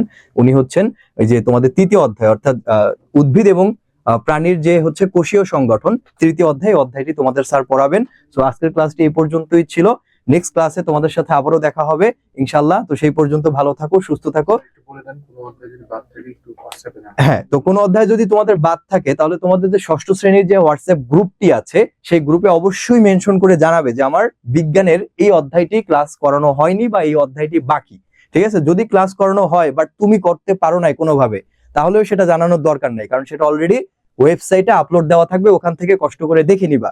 বাট একেবারেই যে চ্যাপ্টারটি হয়নি 3য় অধ্যায় বাদে, কারণ 3য় অধ্যায় তো স্যার করাবেনি, ঠিক আছে, ওইটি বাদে বাকি কোনো অধ্যায় যদি বাদ থাকে সেটি অবশ্যই গ্রুপে জানাবে।